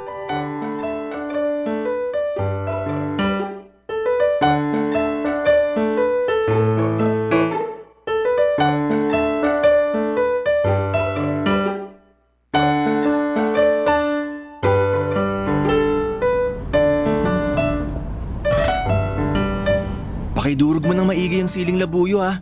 Kailangan ko ng anghang sa dila ko ngayon. Bakit naman? Grabe yung panlalamig ng dila ko kanina sa exam natin. Parang na mental block ako bigla. Etos ka. Ikaw, mami-mental block? Ang talino mo kaya palagi. Na mental block nga ako kanina, seryoso. Ewan ko rin. Siguro dahil sa tuloy-tuloy na puyat. O paano mo naman nalagpasan yung pagka-mental block mo? Tiningnan lang kita. Bolero? Dudurugin ko naman tong labuyo eh. Hindi mo na kailangan bilugin yung ulo ko, no? Seryoso nga. Kanina nung pinagpapawisan na ako sa kaba, tumingin lang ako sa'yo. Tapos ang kalmado mo lang na sumasagot ng exam. Kumalma ako bigla. Tapos hindi pa ako nakontento. Bigla akong inimagine ang future natin. Future natin? Oo. Hindi mo ba nai-imagine ang future nating dalawa? Paano mo ba nai-imagine ang future natin? Simple lang. Dalawang versions yun eh. Yung unang version ng future natin, andito tayo sa lungsod. May mga trabaho tayo na malaki ang sahod. Nakatira tayo sa pinakamataas na floor sa isang sikat na kondo. Kita natin sa gabi ang lahat ng liwanag ng buong syudad. May dalawang malaking kwarto yung kondo natin. Isa sa atin at isa naman para ron sa kambal natin. Tapos mag-aaral sila sa private school. Excited nga akong makita habang suot nilang bagong plancha na uniform nila eh. Ang cute lang. Tapos ihahatid ko sila sa school kasama ka. Tapos magkakape muna tayo sandali. Alone time natin. Pagkatapos ng kape, ihahatid na kita sa trabaho mo. Ako naman ang susunod. Yung version 2? Mas simple yun ha. Naisip ko sa probinsya tayo maninirahan. Magnenegosyo tayong dalawa. Kukuha tayo ng modern kubo na merong 3 kwarto. Isa sa atin, isa sa kambal natin, at ang isa naman bakante. Magagamit lang yon kapag may bisita tayo o kapag magkaaway tayo. Kasama rin pala sa ini-imagine yung away natin. Kaya nga 3 yung kwarto, di ba? Tapos meron tayong hardin. May mga tanim tayong gulay at saka may mga alaga rin tayong mga manok, bibe at kambing. Kapag nakaluwag-luwag, bibili tayo ng baka na pwede nating gatasan para sa mga bata. Wala tayo halos kapitbahay. Mahina ang signal para hindi tayo lagi nakatutok sa mga cellphone natin. Tapos meron akong tricycle na ipanghahatid sa mga bata sa school. Okay lang sa akin kahit sa public school sila mag-aaral. Basta cute yung uniform nila. Importante yun. Tapos, uwi ako sa'yo para magkape naman tayo sa balkonahin natin. Kaharap natin ang hardin natin at malakas ang hangin. Ay, simpleng buhay sa probinsya. Yun ang version 2. Detalyado naman palang naiisip mo para sa future natin eh. Ikaw ba? Anong naisip mo para sa future natin? Ako? Pansin ko parang kinakabahan ka habang nagkukwento ako sa future natin. Okay ka lang ba? Ayaw mo ba ng mga ganong usapan? Hindi naman. Kaya lang hindi mo ako nakikita na kasama mo sa future? Hindi Kung meron man akong siguradong nakapinta sa future ko, ikaw yun. Pero ano? Pero tayong dalawa lang nandun. Madilim ang paligid pero magkasama tayo. Walang mga anak, walang bahay, walang trabaho. Basta tayong dalawa lang. Ewan ko kung bakit ganun pero… Shhh! At ayos lang yon. Ang importante kasama mo ko. Kahit saan pa yan. Kahit tayong dalawa lang. Basta andun ako at ikaw. Bakit ang swerte ko sa'yo? Kasi tinutumbasan ko lang kung gaano ako kaswerte sa'yo. Halos maiyak ako sa sinabi ni Brad, Papa Dudut. Niyakap ko siya dahil sa panginginig ko. Hinalikan niya ang ulo ko para mapakalma. Sinabi niyang wala akong dapat na ipangamba. Dahil sisiguraduhin niyang magkasama kami hanggang sa pagtanda. Doon ako kumalma, Papa Dudut. Doon ko naramdaman na sigurado na talaga ako. Sigurado ang puso ko na siya na ang kasama ko hanggang sa dulo. Hindi ako magagaya sa mga magulang ko, lumaki sa chaotic or magulong pamilya. Ang mga magulang ko ay walang araw na hindi sila nagtalo at nagsakitan. Lahat yon ay pinakita nila sa harapan ko. Hindi nila ako itinago sa kwarto habang nag-aaway sila o pinalabas man lang. Sinadya nilang makita ko ang sakita nila para pumili ako kung sino ang aking kakampihan. Napaka-unfair na makita yon ng isang bata. At kapag nag-aaway sila, ako ang nadadamay. Hindi ako nakakakain o nakakapasok sa school dahil mas inuuna nila ang sarili nilang mga issue. Kaya natuto akong maging independent sa paglaki ko. At lagi akong takot sa tuwing nakakaramdam ako na may gusto na ako sa isang tao. Agad kong nilalayuan dahil biglang nagpa-flashback ang gulo ng mga magulang ko noong bata pa lamang ako kapag may nagugustuhan ako. Maliban na lang syempre kay Brad. Siya lang ang nakapagbura ng mga pangit na ala-ala na yon. Kaya sa kanya ako sumugal. Kaya nga hanggang sa makagraduate na kami at makahanap ng trabaho kami pa ring dalawa. Magkasama rin noong nagsisimula sa mababang posisyon sa trabaho hanggang sa ma-promote kami at maging kabilang sa mga boss ng pinagtatrabahuhan namin. Kaka 25 years old lang namin noon. At tulad ng dati, sinelebrate namin ang achievement na yon sa pamamagitan ng pagkain ng paborito naming bibingkang bigas at manghang na dinuguan, Papa Dudut.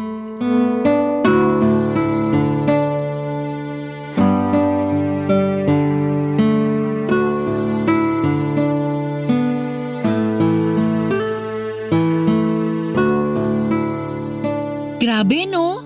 Parang hindi nagbago ang lasa ng bibingkang bigas nila. Ang sarap pa rin. Malambot at malasa, hindi pa tinipid sa itlog na maalat. Lalo na tong dinuguan nila.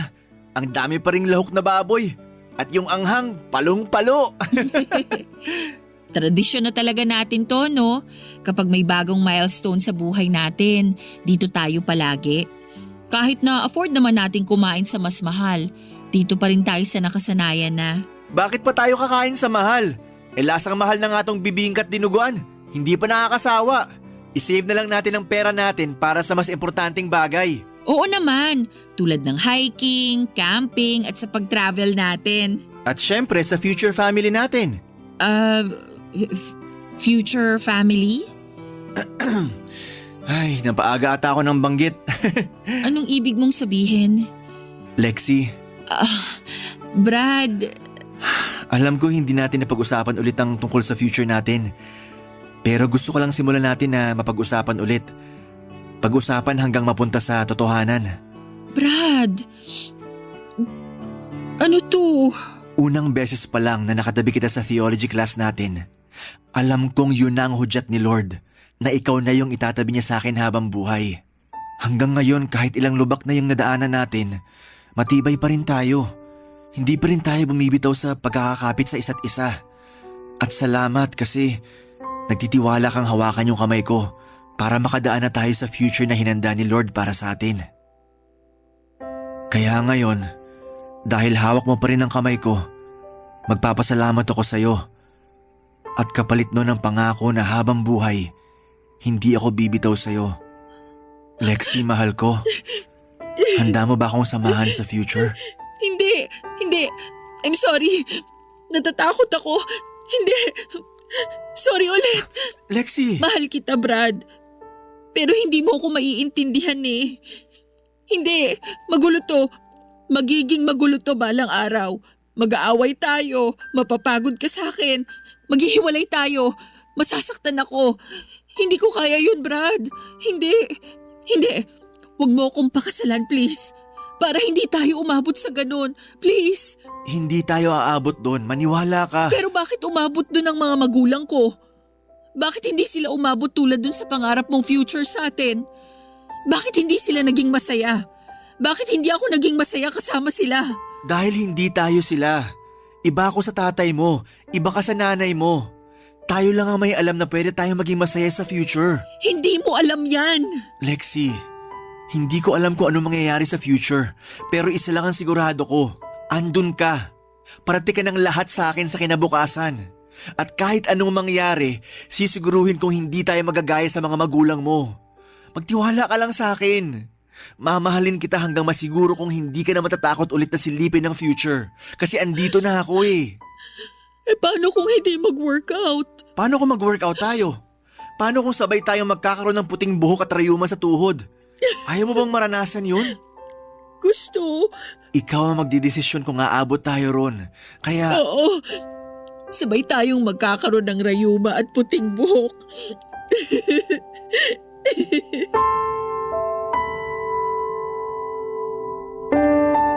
Rayuma at puting buhok.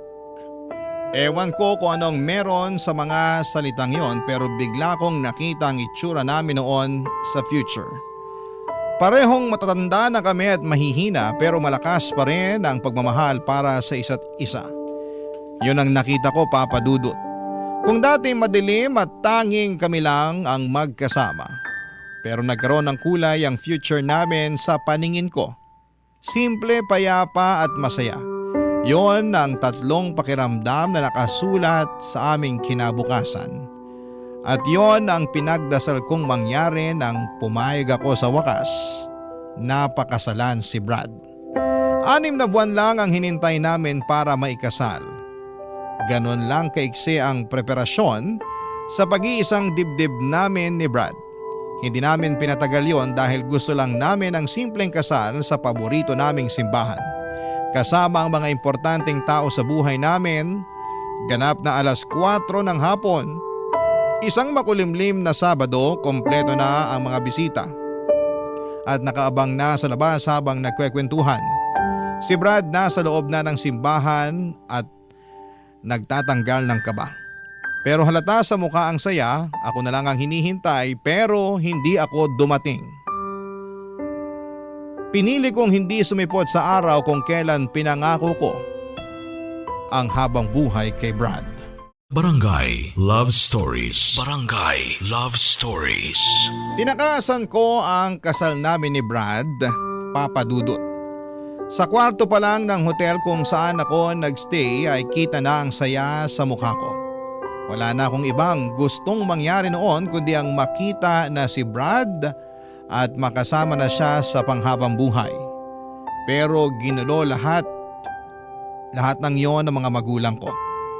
Sinugod ako ng nanay ko sa kwarto para isumbong ang tatay ko at nahuli raw niyang may ka-text na ibang babae ang tatay ko. At imbes na magpaliwanag, nagalit ito at saka sinakal at sinampal ng ilang ulit si nanay.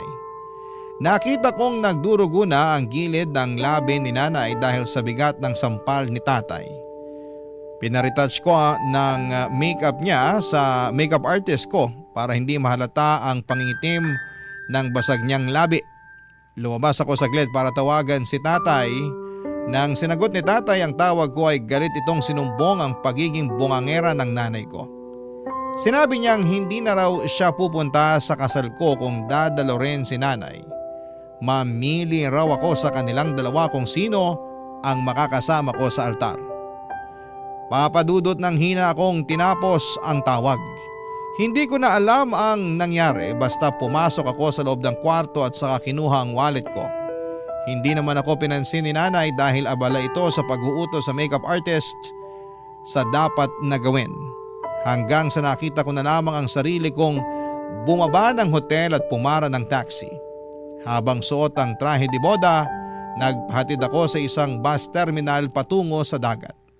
Wala akong pakialam noon kung pinagtitinginan ako ng mga tao sa paligid.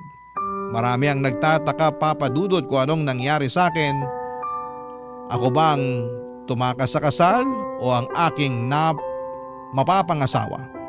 Walang nakakaalam, isa man sa kanila. Nang makarating na ako sa dagat, ay napaluhod na lamang ako at saka umiyak. Biglang nagbalik ang takot ko sa future na dati namang nawala na. Bakit kailangang mangyari yon?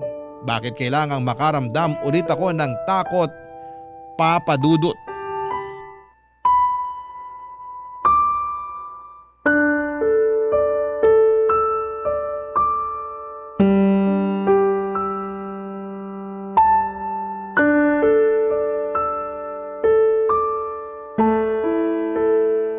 Lexi, asan ka na? Somewhere. Please, sabihin mo sa akin kung nasan ka. Susunduin kita. Huwag ka matakot. Normal ang wedding jitters. Hindi to wedding jitters, Jam. Please, Lexi. Halika na rito sa simbahan. mo hanggang mawala ang kaba mo, okay? Trabaho ko yun bilang maid of honor mo, di ba? Magkakampi tayo, promise. Halika na, nasan ka na ba? Jam, I'm sorry. Lexi, andito na kasi kaming lahat, saka gusto na naming makita kung gaano ka kaganda ngayon. Ang tagal na nating pinili yung wedding gown mo, ha? Huwag mong ipagdamot yun sa amin na makita. Jam, alam mo... Lexi, ikaw ba to? Brad? Asan ka? Mahal ko, halika na. Malilate na tayo. Gusto mo ba sunduin kita? Pupuntahan kita. I'm sorry, Brad. Okay lang yun. Hindi ka dapat mag-sorry. Aayusin natin to. Sabihin mo lang kung nasan ka para alam ko kung saan ka pupuntahan. Nakausap ko na yung coordinator natin. Pwede naman daw i-adjust yung oras ng kasal. Pumayag naman daw yung simbahan. Tsaka ayos lang dun sa mga bisita. Kaya please, wag ka na mag-sorry. Okay? Susunduin na kita. Huwag mo na ako sunduin. Hindi ako sasama sa'yo. Lexi, akala ko ba? Akala ko rin eh. Akala ko kaya ko nang bitawan yung takot ko. Pero nabitbit ko ulit. Pasensya ka na ha. Parang hindi ko kasi kayang iwan yung takot. Kasi yun ang nagpoprotekta sa akin para hindi na ako masaktan ulit. I'm sorry, Brad. Yang takot mo, pinrotektahan ka niyan sa paraang alam niya noon. Pero tapos na yung purpose niya sa'yo ngayon. Kasi ako na yung bibit-bit sa'yo. Ako nang bahalang pumrotekta sa'yo. Hindi mo na kailangan yung takot kasi andito na ako. Napag-usapan na natin to, di ba? Basta tayo yung magkasama, walang lugar ang takot. Kasi kaya nating kalabanin yan, di ba? I'm sorry, Brad. Kung ano man ang nangyari kanina para mabuhay ulit yung takot mo, hayaan mo. Susolusyonan natin yan. Akong bahala. Yun naman ang pangako ko sa'yo, di ba? Akong bahala. Brad, palayain mo na ako. Kasi bigla ka na lang nawala ulit sa future ko. Biglang ako na lang ulit. Nakakatakot pero tanggap ko. Hindi na kita makita sa future. At ayoko nang pilitin na gawin yon kasi nakakapagod na. Hindi ako naniniwala. Kasi hindi naman ako umalis para hindi mo mahanap. Kailangan mo lang ako makasama ngayon para makita mo ulit yung future natin. Yung pagputi ng buhok, di ba? Yung rayuma sa tuhod. Di ba yun naman ang end goal natin? Ang magkasama hanggang sa panghihina. Mahina na ako ngayon, Brad. Hindi ko na kayang abutin yung mga nakaplano sa future natin. Kasi ngayon pa lang, lunod na ako rin eh. Hindi na ako makaahon at ayoko nang umahon. Kaya hayaan mo na ako.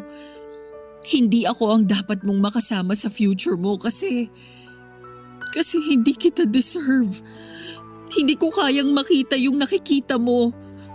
At sorry ulit kasi sinubukan ko naman eh. Pero wala talaga. Nawala lang talaga. I'm sorry, Brad. Hindi. Hihintayin kita rito. Alam ko may tapang pa rin sa puso mo. Hindi yan puro takot. Kilala kita. Matapang ka at kaya mong labanan yan. Ilang beses mo na nga nagawa, di ba? Hihintayin kita. Dito lang ako sa simbahan. Kahit umalis na silang lahat. Kahit magsara pa ang simbahan, hindi ako aalis dito. Magtitiwala ako na pupunta ka. Pumalik ka.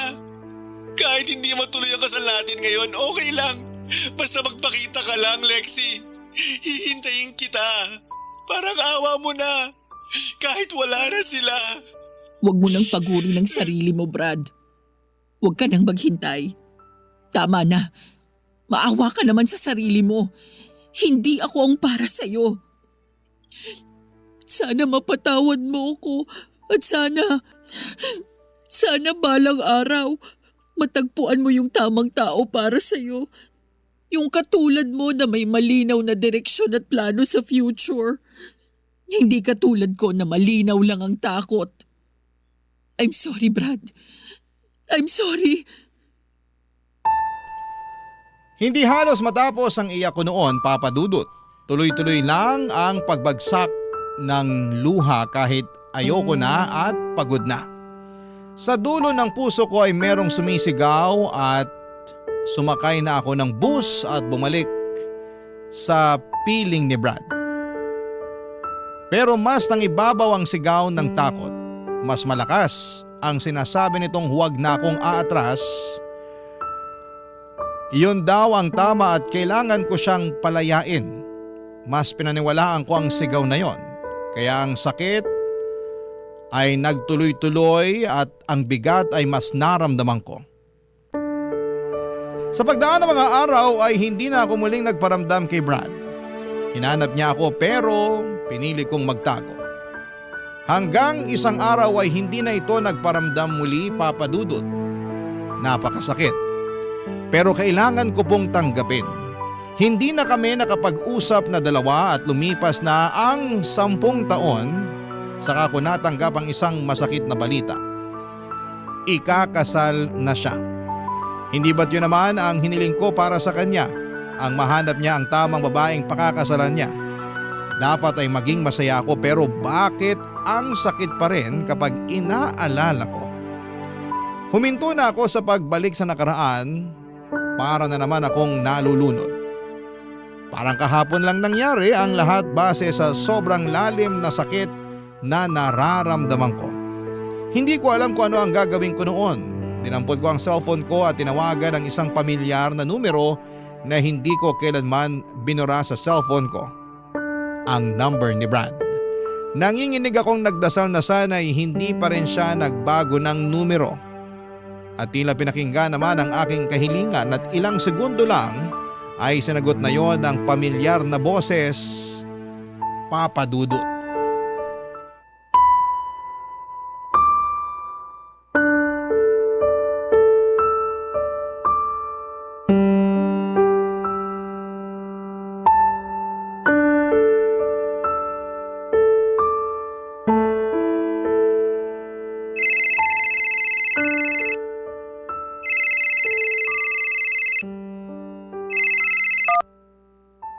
Hello, Lexi. Hi, Brad. Pinalita sa akin ni Jam. Ikakasal ka na raw. Congrats, ha? Thank you, Lexi. Hindi pa rin nagbabago ang boses mo. Ikaw din. Kumusta ka? Ayos naman. Nakakaraos pa rin sa buhay. Mabait pa rin ang Diyos sa akin. Sana sa'yo rin. Sobrang bait ng Diyos sa akin. Puro lang ako pasasalamat ngayon, sa totoo lang. Halata naman. Pasensya na kung medyo inisto ko yung Facebook mo, ha? Para lang masiguro na totoo yung sinabi sa akin ni Jam na ikakasal ka na raw. Okay lang yon. Nagawa ang Facebook para maging updated tayo sa buhay ng isa't isa. Lalo yung mga taong hindi na natin nakakasama. Lexi, huwag mo sanang masamain, ha? Bakit napatawag ka pa? Sa totoo lang, hindi ko rin alam eh. Nung nakita ko yung announcement ng kasal nyo, bigla kong naalala yung noon. Yung sa atin? Oo. Sorry kung hindi tayo nag-workout. Sorry kung hindi ko natupad yung pangako ko na tatanggalin ko yung takot mo sa future. Hindi mo naman obligasyon na tanggalin yung takot ko eh. Trabaho ko yun. Ako dapat ang gumawa nun. Sorry din kung nagmukhang ikaw ang responsable sa takot ko noon, ha. Pasensya na talaga. Sobrang dilim lang talaga noon. Naiintindihan kita. Noon pa man. Tumawag ako kasi sa totoo lang. Gusto ko lang ding maisara na yung chapter ng naging relasyon natin. Kasi kung magiging totoo ko ngayon sa'yo, hindi ko pa naisasara ng maayos yung libro natin eh. Kaya siguro, palagi akong hinahabol ng multo ng nakaraan natin. Laging mabigat. Laging nakakatakot. Closure. Kung yan na magpapapanatag sa loob mo at makakawala ng takot mo sa next chapter ng libro mo, ng buhay mo, sige. Huwag mo sana itong mamasamain, ha? Wala na akong balak na humabol sa'yo, kaya huwag kang mag-alala. Inosente lang ang tawag na to. Wala akong ibang plano kung hindi magpasalamat sa'yo sa pagsubok mo na makitang kasama mo ako sa future mo. Noon, minsan. Hindi madaling magplano ng future kasama ako, pero sa'yo ang swabe lang. Ang bilis ko lang ma-imagine kung ano yung magagandang plano mo sa atin. Noon. Kaya lang kasi, mas naniwala ako dun sa pinipintang future ng takot ko. Yung walang tayo, yung matatapos tayo. Sorry kung hindi naging enough yung assurance ko sa'yo Sinubukan ko naman. Akala ko matatalo ko yung nararamdaman mong takot pero aaminin ko, sumabay na rin akong maging mahina tulad mo. Natakot na rin ako kasi parang hindi ko kaya na mag-isa na lang na lumalaban para sa na-drawing kong future natin. Noon, hindi naman pwedeng ako lang ang magkukulay noon kasi mas masaya kung kasama kita habang ginagawa yon. Pero duwag ako. At tama ka, nahila kita sa kaduwagan na yon. I'm sorry. Alam ko kung gaano kasakit ang ginawa ko sa'yo nung time na tinalikuran kita. Pero mas pinili mo pa ring maghintay kahit na alam mong hindi na ako babalik. hinintay talaga kita, ilang taon. Hindi lang ako nagparamdam kasi sabi mo wag na. Alam ni Jam yun. Naisip ko baka nga kailangan mong makapag-isip-isip. Pero hindi mo alam kung ilang beses sa gabi ako nagdadasal sa Diyos na sana tanggalin na niya yung takot sa puso mo para bumalik ka na sa akin. Pero hindi yun nangyari. Hindi ka bumalik. Pero may dumating. Tama ka. May dumating. Naging madali at simple na lang ang lahat nung nakilala ko siya. Tama ka rin noon. May makikilala pa akong mas akma sa akin. At thank you kasi alam kong tumulong ka rin sa pagdadasal para makilala ko ang mapapangasawa ko ngayon. At ibabalik ko sa iyo naging hiling at dasal mo na yon. Hinihiling ko na balang araw kapag handa ka na at wala nang takot, makilala mo na sana yung lalaki na magpapakita sa iyo na masarap magkaroon ng puting buhok at rayuma sa tuhod kasama ang tamang tao. Goodbye, Brad. Goodbye, Lexi. At doon na nga tuluyang nagsara ng payapa ang kabanata namin ni Brad. Naisara ko na rin ng tuluyan ang libro na matagal ko nang itinatago.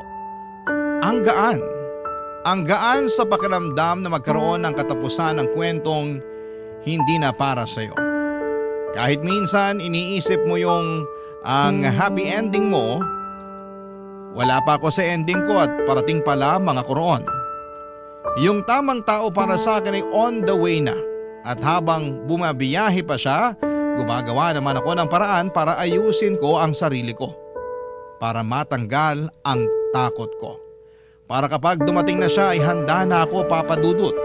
Hindi na muling aatras at sa wakas ay aabot na sa altar.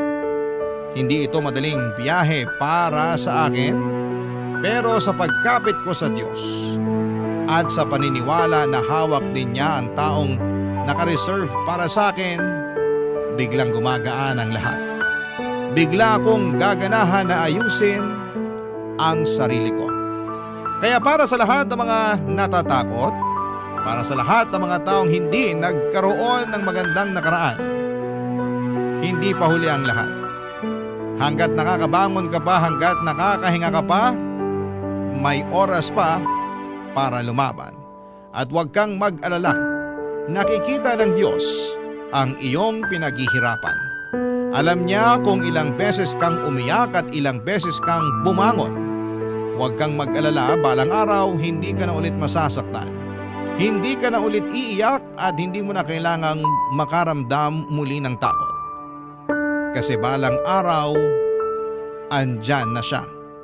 Kaharap mo na, kasama mo na, at naihanda na siya ng Diyos para makasama mo sa pagputi ng iyong buhok at pagsakit ng iyong mga tuhod. Marami pong salamat sa inyong lahat at sana po sa bawat nakikinig at naniniwala sa kwento ko, sana'y nakapagdala ko sa inyo ng pag-asa na hindi pa tapos ang lahat. Parating na siya, maniwala ka. Ang iyong kabarangay forever, Lexi. Ano ang masasabi mo sa ating Barangay Love Stories today? Aabangan namin yan sa aming comment section. Ang mga kwento ng pag-ibig, kwento ng buhay at kwento ng pag-asa dito sa Barangay Love Stories. Love Stories.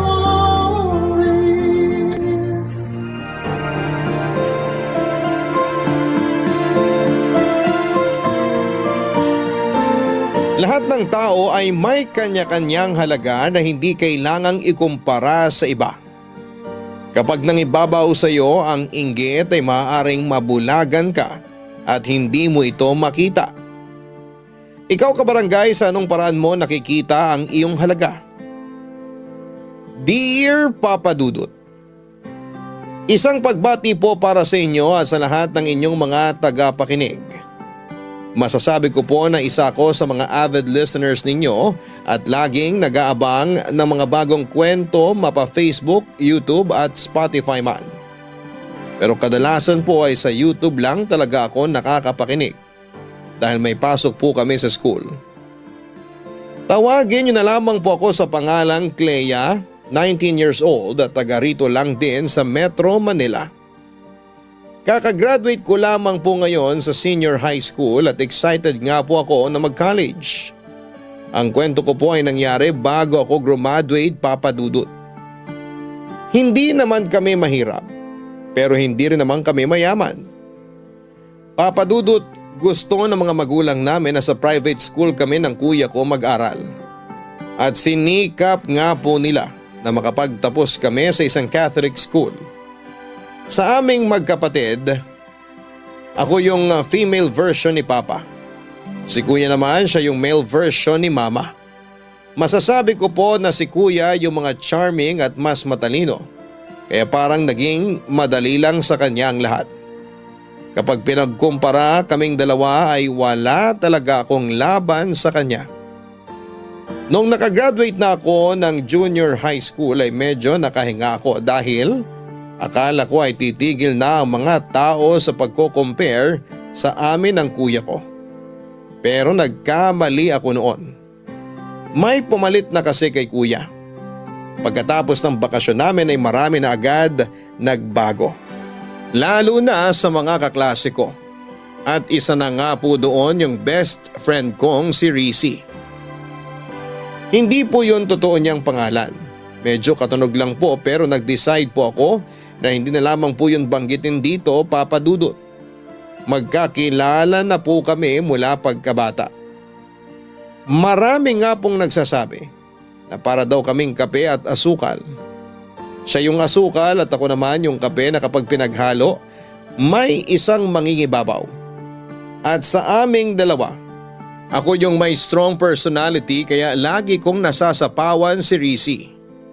Maputi po si Rizzy samantalang natural naman yung pagkamorena ko. Bumagay naman sa akin ang skin color ko kaya tuwing magkasama kami, ako ang mas napapansin. Pero matapos ang bakasyon namin, hindi ko akalain na malaki ang naging pagbabago kay Rizzy. Tumangkad siya ng konti at wala na ring braces. Tingin ko nga noon ay nagwo-workout din siya dahil medyo nagkaroon ng korte yung katawan niya. Kaya naman kapag magkatabi kami ay nagmumukha akong poste. Naikwento rin niya noon ang tungkol sa pag-enroll niya sa summer class ng isang theater company at sa personality development classes. Pareho naming pinangarap yon. Pero sa aming dalawa, siya lang yung nakatupad noon, Papa Dudut.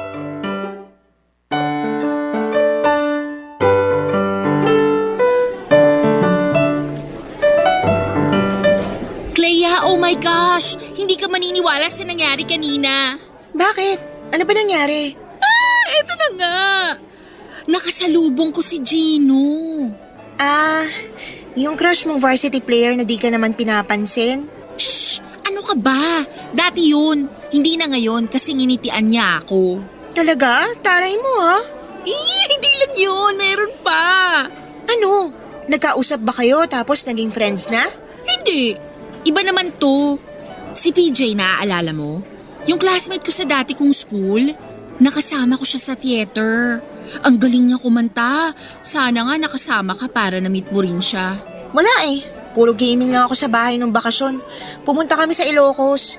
Bumisita kami sa mga kamag-anak. Tapos yun, pagbalik namin, nagbasa-basa na lang ako ng books at nanood ng K-drama series. Ay, halos pa ulit-ulit lang yung ginagawa ko. Buti ka pa nga eh. Ako kasi halos wala ng time para sa mga ganyan.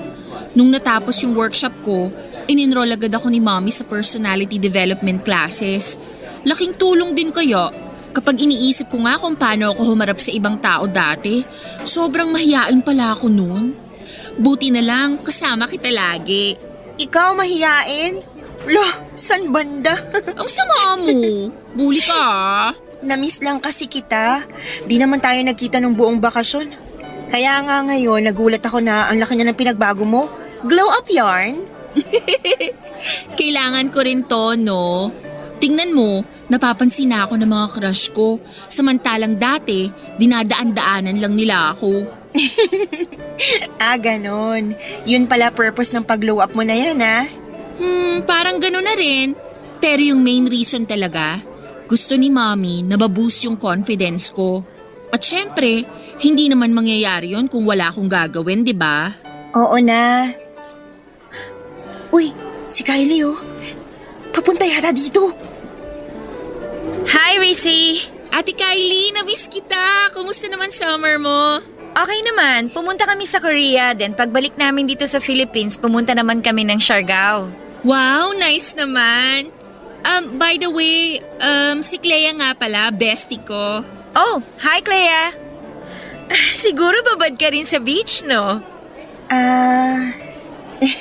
Ano ka ba ate? Natural yan. Black beauty kasi siya. Talaga? Nakakainggit naman. Tingnan mo tong skin ko. Next week, wala nang silbi yung pagpapatan ko. Samantalang ikaw, forever na ganyan yung skin. Ang unfair nito Dapat ako rin. Hindi naman... Bestie, sorry ha. Pero malapit na palang mag-start class ko. Ate Kylie, punta na ako sa room namin. Okay, sige. May gagawin na rin naman ako. Bye, Risi! Kita na lang tayo mamaya. Papadudot na ni bago ako noon kay Risi. Hindi lang kasi itsura niyang nagbago kundi pati na ang ugali niya. Parang bigla siya naging ibang tao sa paningin ko. Dati kasi hindi naman siya napapansin ni Kylie na sikat sa school namin. Bukod kasi sa pagiging maganda at honor student, president din ito ng Theaters Guild. At sa pag-uusap nila noon sa harapan ko, nakakagulat na gano'n na kaagad sila ka-close. Samantalang ako kahit na ilang beses nang ipinakilala kay Kylie ay hindi talaga nito natatandaan ang pangalan ko. Hindi lang kasi yon ang unang beses na ipinakilala ako ni Risi dahil doon ay nasaksihan ko kung paano sila mas naging malapit sa isa't isa. Lagi nang inaaya ni Kylie ang best friend ko. At syempre isinasama naman niya ako. Ang kaso madalas akong ma-OP dahil hindi naman ako nakaka-relate sa mga pinag-uusapan nilang dalawa.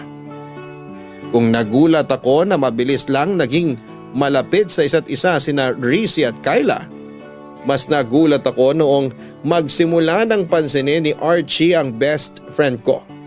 Mutual crush namin si Archie at may usapan kami na kung liligawan man ito ang isa sa amin ay if-friend zone lang namin ito. Naniniwala kasi kami na forever na kaming magiging mag-best friend. Kaya naman nagulat na lamang ako sa mga naikwento ni Risi nang minsan niya ulit akong isama sa cafe kasama si Kylie Papadudut.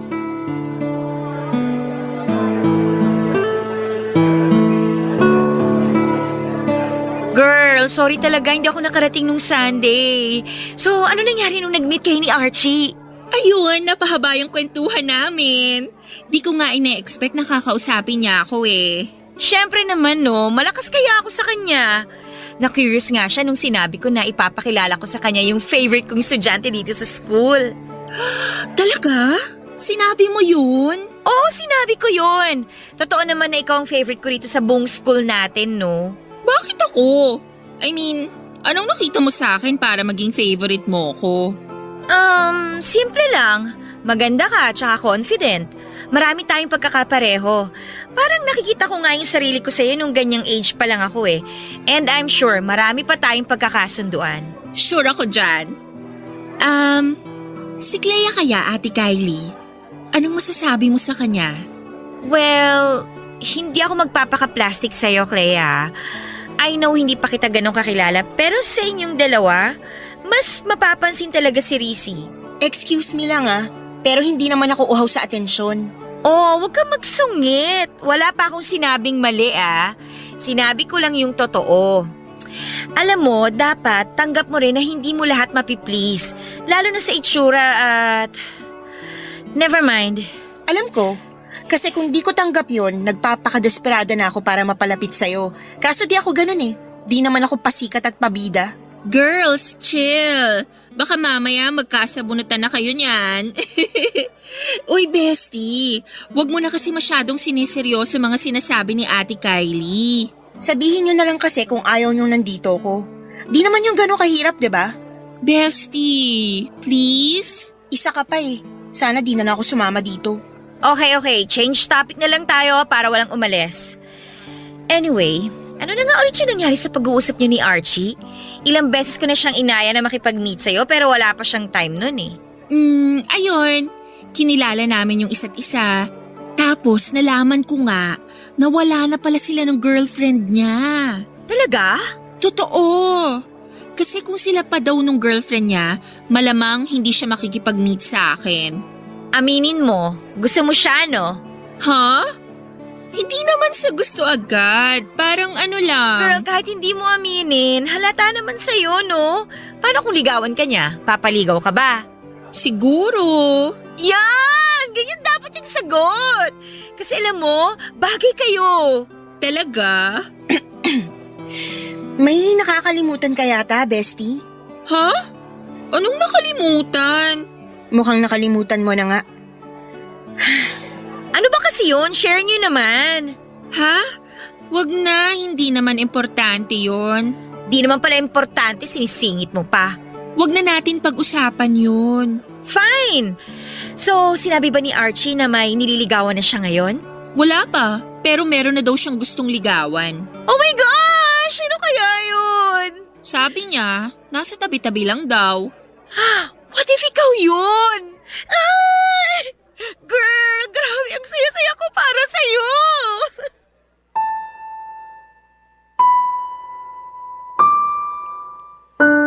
Papadudot halos napanisa na nga ako ng laway habang nag-uusap silang dalawa na parang hindi nila ako kasama.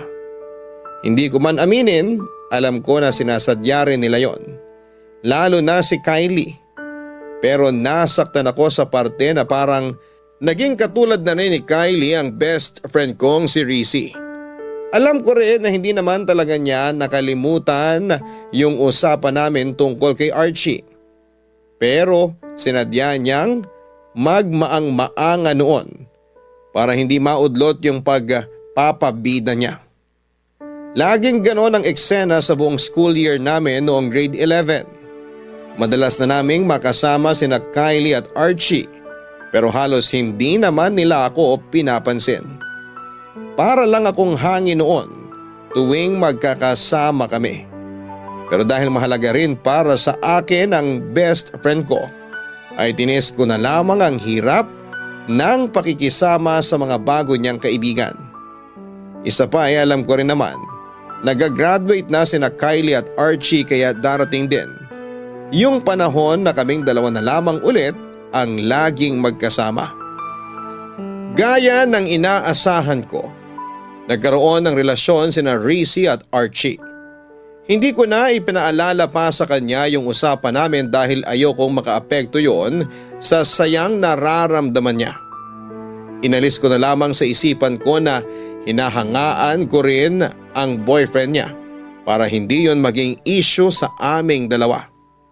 Pero hindi rin naman nagtagal ang relasyon nila, Papa Dudut.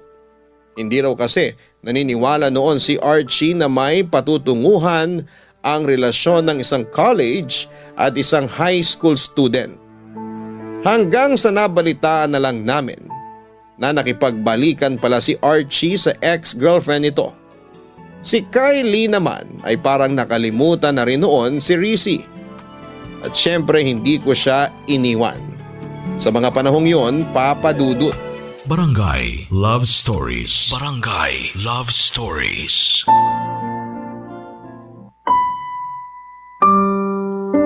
Papa Papa Dudut, akala ko po noon na ituloy-tuloy na yung pagiging maayos ng friendship namin ni Rizzy. Pero parang may gusto talaga siya noong patunayan.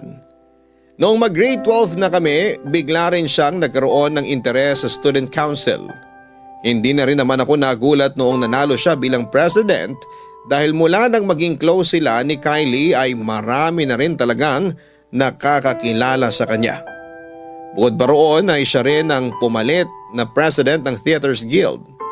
Naging contributor din siya sa mga school paper. May mga araw na hindi ko na siya makausap sa sobrang dami ng activities niya. Sinubukan ko namang makisabay pero wala talaga akong hilig sa pagsusulat. Ayoko rin gumastos para sa campaign materials sa pagtakbo sa student council.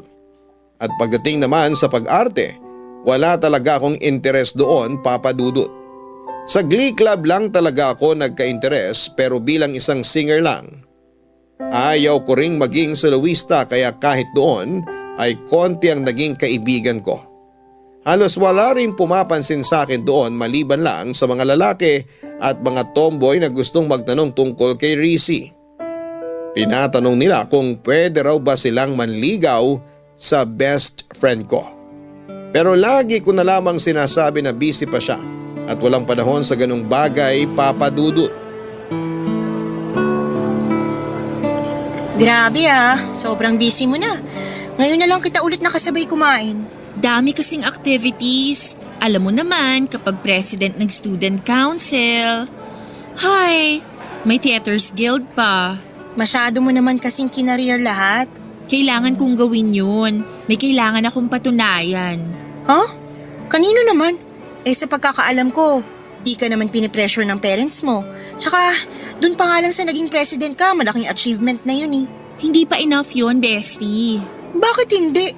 Magaling ka na nga eh. Marami na rin nakakakilala sa'yo. Alam ko, pero marami pa akong gustong ma-achieve. Ikaw ba, ayaw mong makilala ka dito sa school?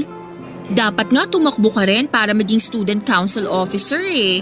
Wala akong budget para sa campaign materials. Kung ayaw mo yon, bakit di mo itry sa ibang club para maging active ka rin? Boring naman kung sa Glee Club ka lang. Bestie, masaya na ako doon. Okay na ako sa ganito. Hindi ko naman kasi kaya yung ginagawa mo. Kala mo lang hindi mo kaya. Tignan mo ako. Ganyan din mindset ko dati, di ba? Magkaiba tayo. Tsaka, ibang-iba ka na ngayon. Parang wala ka nang di kayang gawin. Hindi ka ba napapagod? Napapagod. Siyempre, tao pa rin naman ako, no? Pero dito ako masaya.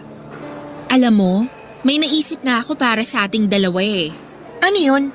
What if i-push natin na makapasok sa top 3? Seryoso ka ba, bestie? Di ba, masaya naman tayo kahit top 10 lang? Okay ka na dun? Alam kong magandang goal naman yung sinasabi mo, pero hindi kasi madali para sa akin, bestie. Magkaiba tayo. Paano magkaiba? Matalino ka rin naman ah. Hindi yun ang ibig kong sabihin. Ano kasi, hindi lang naman pag-aaral yung inaatupag ko kahit nakauwi na sa bahay. Marami ding gawain doon. Di katulad sa inyo na merong kasambahay. Pwede mo pa rin naman i-manage yung oras mo para mas makapag-focus ka sa pag-aaral. Hindi yun ganun kadali, bestie. Tsaka kung ipupush ko yung top 3 na yon, hindi maiiwasan doon yung mapagastos. Hindi naman kami mayaman eh.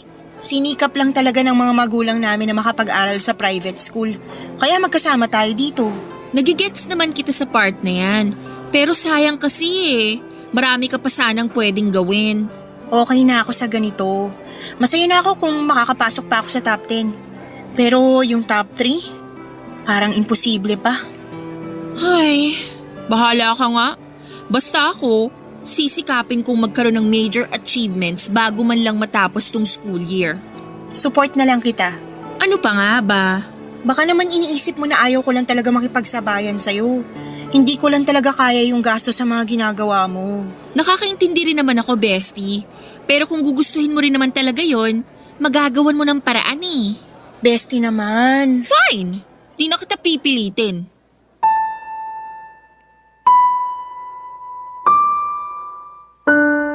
Papa Dudut, gustong gusto ko rin na makapasok sa top 3. Pero gaya nga po ng sabi ko kay Rizzy, hindi yun ganon kadali.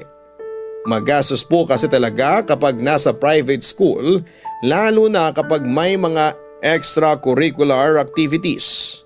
Pero dati naman ay kontento na kaming dalawa sa top 10. Sapat na rin yung makasama kami kahit sa isang school activity lang para masabi na merong sinalihan.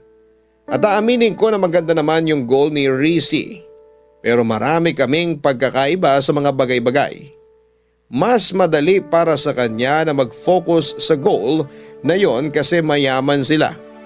Hindi niya kailangang magtipid gaya ng ginagawa namin. Pag-uwi niya may kasambahay na mag-aasikaso sa kanya. Sa amin ay wala. Kami rin mismo ang maghuhugas ng kinainan namin. Kami rin ang magluluto, maglilinis ng bahay at kahit sa paglalaba. May schedule din kami. Ginagawa ko naman ang lahat ng time na yon para hindi na may kumpara pa sa kapatid ko, Papa Dudut. Sinusunod ko naman lahat ng gusto nila para sa akin. Dahil maganda pa rin naman yung performance ko sa school.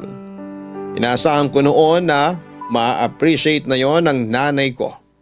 Hanggang sa magkaroon ng meeting ang mga magulang para i-announce ng advisor namin kung sino-sino ang pumasok sa amin sa top 5. Galing naman ni Rizzy, anak.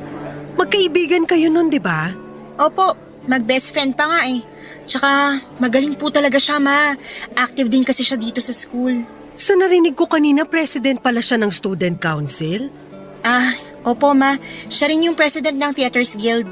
Naku, marami pala talaga siyang inaasikaso, no? Napakasipag na bata. Kahit anak mayaman, nagsisikap talaga siya na magkaroon ng malaking achievement. Isipin mo yun, busy siya pero pasok pa sa top 5. Malaking tulong din po kasi na nakakasali sa mga activities eh. Ikaw ba, wala kang sinasalihan? Meron naman po, ma. Pero hindi kagaya ni Rizzy na sinasalihan lahat. Magastos kasi yung iba. Wala naman yan sa gastos, anak. Pagsisikapin mo talaga, walang imposible. Tignan mo siya, oh. Ang ganda-ganda niya. Ang saya niyan tignan. Top 6 ka dati, tapos top 8 siya. Pero ngayon top 5 na siya. Nakakabilib naman talaga yung dedikasyon niya sa pag-aaral. Swerte ng mga magulang niya sa kanya. May tutor naman siya, kaya mas napataas niya pa yung grades niya. Ganun ba? Eh di magpa-tutor ka sa kuya mo. Malaman, nakikita niyo pa ba si kuya sa bahay? Paano pa ako magpapaturo sa kanya? Ay, sa bagay. Busy rin kasi yung kuya mo. Hindi madali yung ginagawa niya kasi siya na nagpapaaral sa sarili niya. Ayaw niya kasi maging pabigat sa amin ng papa mo. Para daw mapagtuunan pa namin yung pagbabayad ng tuition mo at saka syempre yung baon mo araw-araw. Alam ko naman po yun, ma. Kaya nga hindi na ako sumasali sa mga extracurricular activities eh. Kahit nga sa field trip, hindi na ako sumasama. Oh, nagtatampo ka ba anak? Pasensya ka na ha. Sapat lang kasi para sa tuition mo yung kaya namin ng papa mo. Alam mo naman na hindi rin kalakihan yung sweldo namin, di ba? Hindi naman po yun issue sa akin, ma. Mabuti naman kung ganon. Naktignan mo oh, daming kumakausap kay Rizzy. Mukhang sikat talaga siya rito sa school nyo ah. Ibang-iba na siya. At least siya nakalabas na sa comfort zone niya. Kausapin niyo na rin po kaya. Ayan na siya oh, papunta na rito. Hi, tita! Uy, bestie, congrats sa atin ha! Iha! Congratulations! Nasaan nga pala yung parents mo? Hindi po nakapunta eh. Hectic po kasi sked nila. Oh, sayang naman. Pero congrats pa rin sa'yo ha. Ang galing-galing mo naman. Thanks, tita. Magaling din naman po si Clea. Sayang lang kasi hindi siya nakapasok sa top 5. Sabi ko nga po sa kanya, i-push namin na makapasok sa top 3 eh. Kaso ako lang yung may pag-asa ngayon na ma-achieve yun. Ipagpatuloy mo lang yan, Iha. Malayo mararating mo sa pinapakita mong dedication sa pag-aaral. Ganun nga po. Marami pa po kasi akong gustong ma-achieve at gustong gawin bago matapos yung school year. Mabuti yan, Iha. Napakaswerte ng parents mo sa'yo.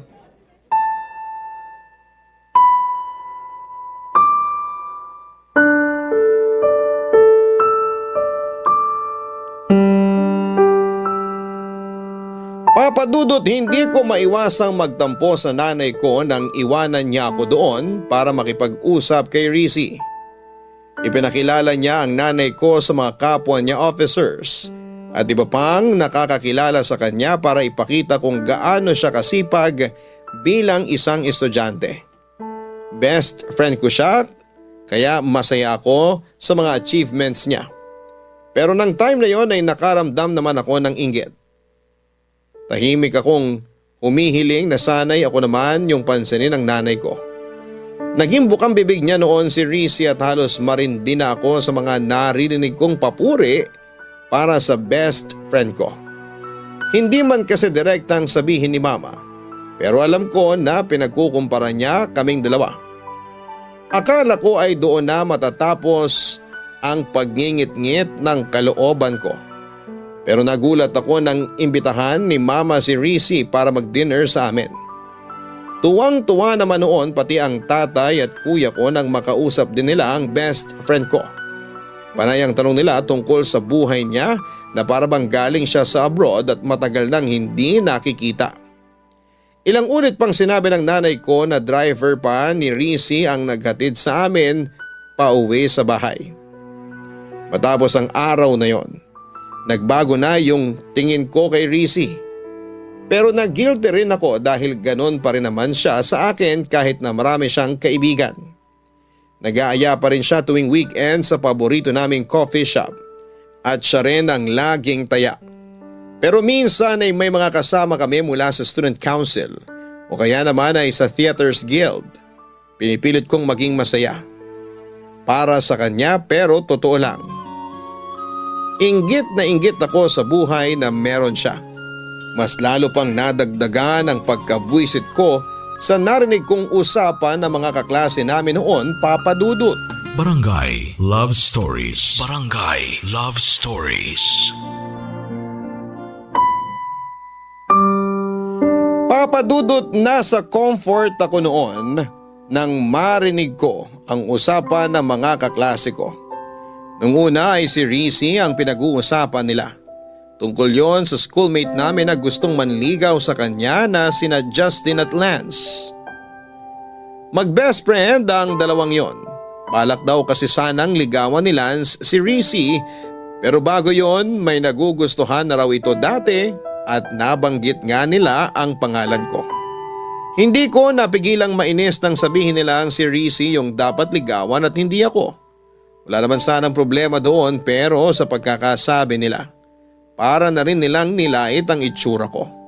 Sa best friend ko raw dapat manligaw yung mas gwapo at hindi sa akin. Hindi ko gusto yung pakiramdam na naiinis ako kay Rizzy dahil sa pagkukumpara ng mga tao sa aming dalawa. Siya na lang kasi palagi ang napapansin. At sa aming dalawa ay mas deserve ng best friend ko lahat ng mas magandang bagay kesa sa akin. Unang-una, pinagkukumpara kami sa itsura. Ang hirap kasi sa ibang Pinoy, porque mas maputi, yon ang mas maganda para sa kanila. Sa kulay sila ng balat nagbabase. Parang nawawalan ako ng halaga kapag siya yung kasama ko.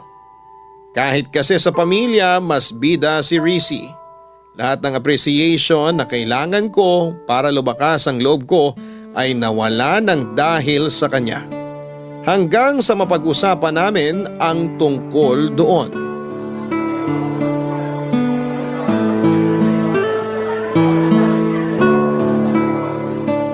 Bakit parang tahimik ka masyado ngayon, bestie? May iniisip lang. Problema ba? Ano pa nga ba? Alam nga naman magsaya ako kung may problema ako, di ba? Uy, grabe. Nagtatanong lang naman ako. Ano ba kasi yun? Baka may maitulong ako. Wala yun. Nakakahiya naman kung idadamay pa kita doon. Bakit nga pala di mo kasama yung mga new friend mo? Bakit ko naman sila isasama? Bonding natin to. Minsan ko lang naman sila isama dito sa cafe. Nagtatampo ka ba? Ha? Hindi ah. May narinig lang kasi ako na di ko nagustuhan. Tungkol saan? Sa ating dalawa. Anong ibig mong sabihin? Narinig ko yung mga kaklase natin sa comfort room last time. Pinag-uusapan ka nila. Tapos, ano pang sabi nila? Gusto ka raw ligawan ni Lance. Pero bago yon, may nauna pa raw siyang nagustuhan. Sino naman daw? Sino pa? Eh di ako. Tapos sabi nila... Tapos sinabi nila na ako ang mas dapat na ligawan ni Lance, ganun ba? Ganun na nga. Ay, sabi ko na kaya ka naiinis kasi pinag-compare tayong dalawa. At sa comparison na yon, ako yung the better one, tama? Paano mo naman nalaman yan? Bestie, kahit busy ako, friend mo pa rin ako, no? At nanonotice ko pa rin yung ganong bagay. Kala ko kasi wala ka nang pakialam eh. Grabe ka naman. Ganon ba talaga ang tingin mo sa akin? Naging busy lang talaga ako sa school. Pero 'di ba, nagkakasama pa rin naman tayo. Hindi naman tayo nagbago, 'di ba? Okay naman tayo. Ikaw, okay ka. Masaya ka kasi napapansin ka na ng lahat. Marami ka nang na-achieve. Ako? Eto pa rin. Pati nga parents ko, ikaw na yung gustong-gusto eh. Bukang bibig ka nila. Alam mo, kung mayaman lang ako na kagaya mo, nagawa ko rin sana lahat yun. Madali rin sana para sa akin na makapasok sa top 5. Naiinis ka ba kasi na-achieve ko yung mga yon? Hindi. Masaya ako para sa'yo, totoo yun. Proud nga ako sa'yo eh. Naiinis lang ako sa mga tao na lagi na lang tayo pinag-compare. Yung kapag magkasama tayo, parang wala lang ako. Sa lahat, ikaw yung mas magaling. Mas dapat maging ganito, ganyan. Nakakainis na.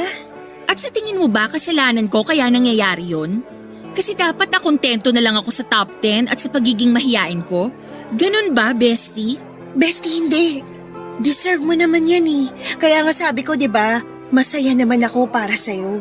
Kung naiinggit ka, ilugar mo naman, bestie. Kasi wala naman akong ginagawa na makakasama sa'yo. Hindi ko kontrolado yung ginagawa nilang pagkukumpara sa atin. Wala ako doon every single minute para sawayin sila. Pasensya ka na. Hindi ko lang talaga napigilan yung emosyon ko. Alam mo naman na ang hirap kapag limitado lang yung pwede mong gawin, 'di ba? Oo na, naiinggit ako. At alam ko ring mali yun, kaya sorry. Ay, hindi nga natin dapat to pinagtatalunan eh. Malapit nang matapos yung school year at di natin sure kung magkakasama pa rin tayo sa iisang university. Kaya sana maging okay tayo. Sorry talaga, bestie. Sige na. Sorry din na naramdaman mo yon dahil sa akin. Okay na tayo? Kung okay ka, ganun din tayo. Mga padudot, naging okay naman kami ni Rizzy pagkatapos ng maliit na pagtatalong yon. Nag-exam na rin kaming lahat sa iba't ibang school at syempre kasama na doon yung top 5 universities sa Metro Manila. Alam ko naman na nasa kinikita ng magulang ko ay mas realistic na makapag-aral ako sa isang state university. Pero dahil nakapasok si kuya sa isa ring kilalang university at nagka-scholarship pa, pinangarap ko rin na makapag-aral doon. Pareho kami ni Rizzy na pangarap ang university na yon. Gaya ng inaasahan ko dahil may pera si Rizzy ay nakapag-exam siya sa 5 top universities. Nang magkaroon pa ng pagkakataon ay dinala rin siya ng magulang niya sa Cebu para makapag-entrance exam sa isa ring kilalang university doon. Ako naman bukod sa 2 mamahaling eskwelahan. Nag-exam din ako sa 2 state university. Magkakasunod na buwan ang dumating ang results mula sa iba't ibang school. Gaya ng inaasahan ko, nakapasa si Rizzy sa halos lahat ng pinag-examan niya maliban lang sa state university na gusto ng halos lahat ng incoming college students. Laking gulat ko naman dahil nakapasa ako roon. Pareho naman kaming nakapasa sa mga mamahaling eskwelahan. Kaya nag-apply ako kaagad para sa scholarship. Kapag nakapasa ako, kahit papaano ay may pagmamalaki ako sa mga magulang ko. Pero sa kasamaang palad, hindi ako nakapasa sa scholarship. Kaya sinabi ng mga magulang ko na huwag na lamang ako doong mag-aral, papadudot.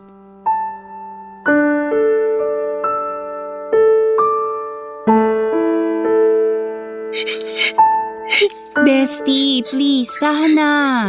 Maganda pa rin naman yung papasukan mong university. Pero hindi ako nakapasa dun sa gusto kong school. Magkakahiwalay na rin tayo nun. Eh ano naman, Magandang school pa rin kaya yon kahit state university pa yon. Madali kasi sa'yong sabihin yan kasi nakapasa ka sa 5 choices mo. Sa 5, Risi. Tapos afford mo pa kahit alin dun. Samantalang ako, dun ako mapupunta sa second choice ko. Pati nga course eh. Second choice ko lang din yun. Ano ka ba, Clea? Nakapasa ka sa pinakamagandang state university dito sa Pilipinas. Kaya hindi ko maintindihan kung ano pang kinaiinis mo. Kung nakapasa nga lang ako doon, mas pipiliin ko yun eh. Tapos ikaw, hindi ka pa masaya? Napaka-unreasonable mo naman. Ako? Unreasonable? Alam mo ba kung gaano ko kagusto na makapasok sa top 3 sinasabi mo? Pero hindi ko kaya yung mga gastos para makipagsabayan sa inyo. Pero sa'yo, madali lang yun. May pera ka eh. May tutor ka pa. Sa tingin mo, napasama lang ako sa top dahil may tutor ako? Clea, pinaghirapan ko yon. Nandun na tayo sa may advantage ako dahil doon. Pero kailangan ko pa rin pagsikapan lahat. Hindi mo ba nakikita kung gaano ako kapagod palagi? Ginusto mo yan eh. Dati naman sapat na sa atin na makapasok tayo sa top 10 pero naghangad ka pa ng sobra. Para ano? Para mapansin ka ng lahat? Well, congrats! Kasi sikat ka na. Pati nga yung usapan natin nun tungkol kay Archie nakalimutan mo na eh. O baka naman mas tamang sabihin na kinalimutan mo. Talaga ba? Yun pa rin ang issue mo? My gosh, Clea, ang tagal na nun. Tsaka hindi rin naman kami nagtagal ni Archie, di ba? Alam mo, kaya ka nagkakaganyan kasi hindi mamatay-matay yung inggit mo sa katawan. Hindi mo kasi ako naiintindihan eh. Sa bagay, paano mo nga naman maiintindihan paborito ka ng lahat? Puring-puri ka lagi ng mga teacher natin. All eyes sa'yo yung mga schoolmate natin. At pati mga magulang ko, ikaw yung gusto. Kasi nga naman, pasok sa top 5. President ng Student Council, President ng Theaters Guild. Sa madaling salita, bidang-bida ka sa lahat. Pabida ka eh. Wow naman sa pabida. Kasalanan ko ba na ginusto ko na mag-improve pa?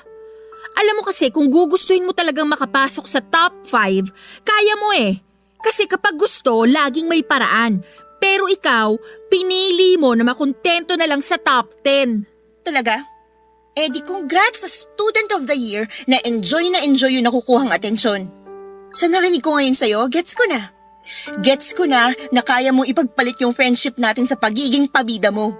Kung gusto mo, doon ka na tumira sa amin eh. Para ikaw na lang ang anak ng mga magulang ko. Total, gustong-gusto ka naman nila, diba?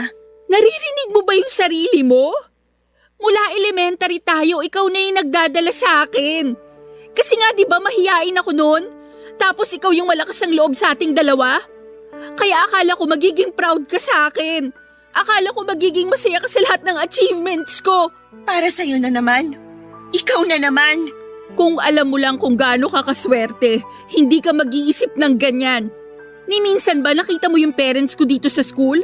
Wala sila lagi, di ba? Si Yaya lang yung lagi kong kasama. Siya yung pinakikisuyuan para samahan ako dito sa school kapag kailangan ng presence ng magulang. Samantalang ikaw, never nawala yung nanay mo. So ngayon pinapalabas mo na napakaswerte ko sa mga magulang ko? Eh wala nga silang ginagawa para tumaasweldo nila eh. Hanggang ngayon nagtitipid pa rin kami.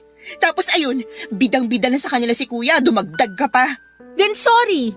Sorry kung akala mo inagaw ko sila sa'yo. Masaya lang kasi ako noon na naramdaman ko sa kanila yung pagiging magulang sa akin kahit saglit lang. Alam mo ba kung bakit nasabi ko na swerte ka sa kanila? Kasi mapopromote na sana sila eh. Pero hindi nila tinanggap kasi kakailanganin na rin nilang magtrabaho kahit weekends. Ayaw nila na mawala ng time sa'yo, sa inyo ng kuya mo. Samantalang ako, kahit na mismong graduation day, walang pupunta para sa akin. Tapos yung sinasabi mo na all eyes sa akin yung mga classmate natin? Clea, alam naman nila na medyo masungit ka.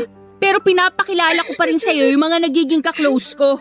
Tapos anong ginagawa mo? Hindi ka man lang umingiti na parang pinaparamdam mo na ayaw mo sa kanila. Kaya wag mo isisi sa akin na natutuwa sila sa akin at hindi sa'yo. Kasi sa totoo lang, ikaw yung may gusto na maging ganyan ka.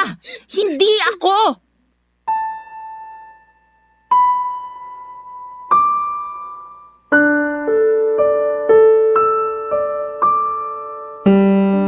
Nagulat ako sa narinig ko noon mula kay Risi Papadudut.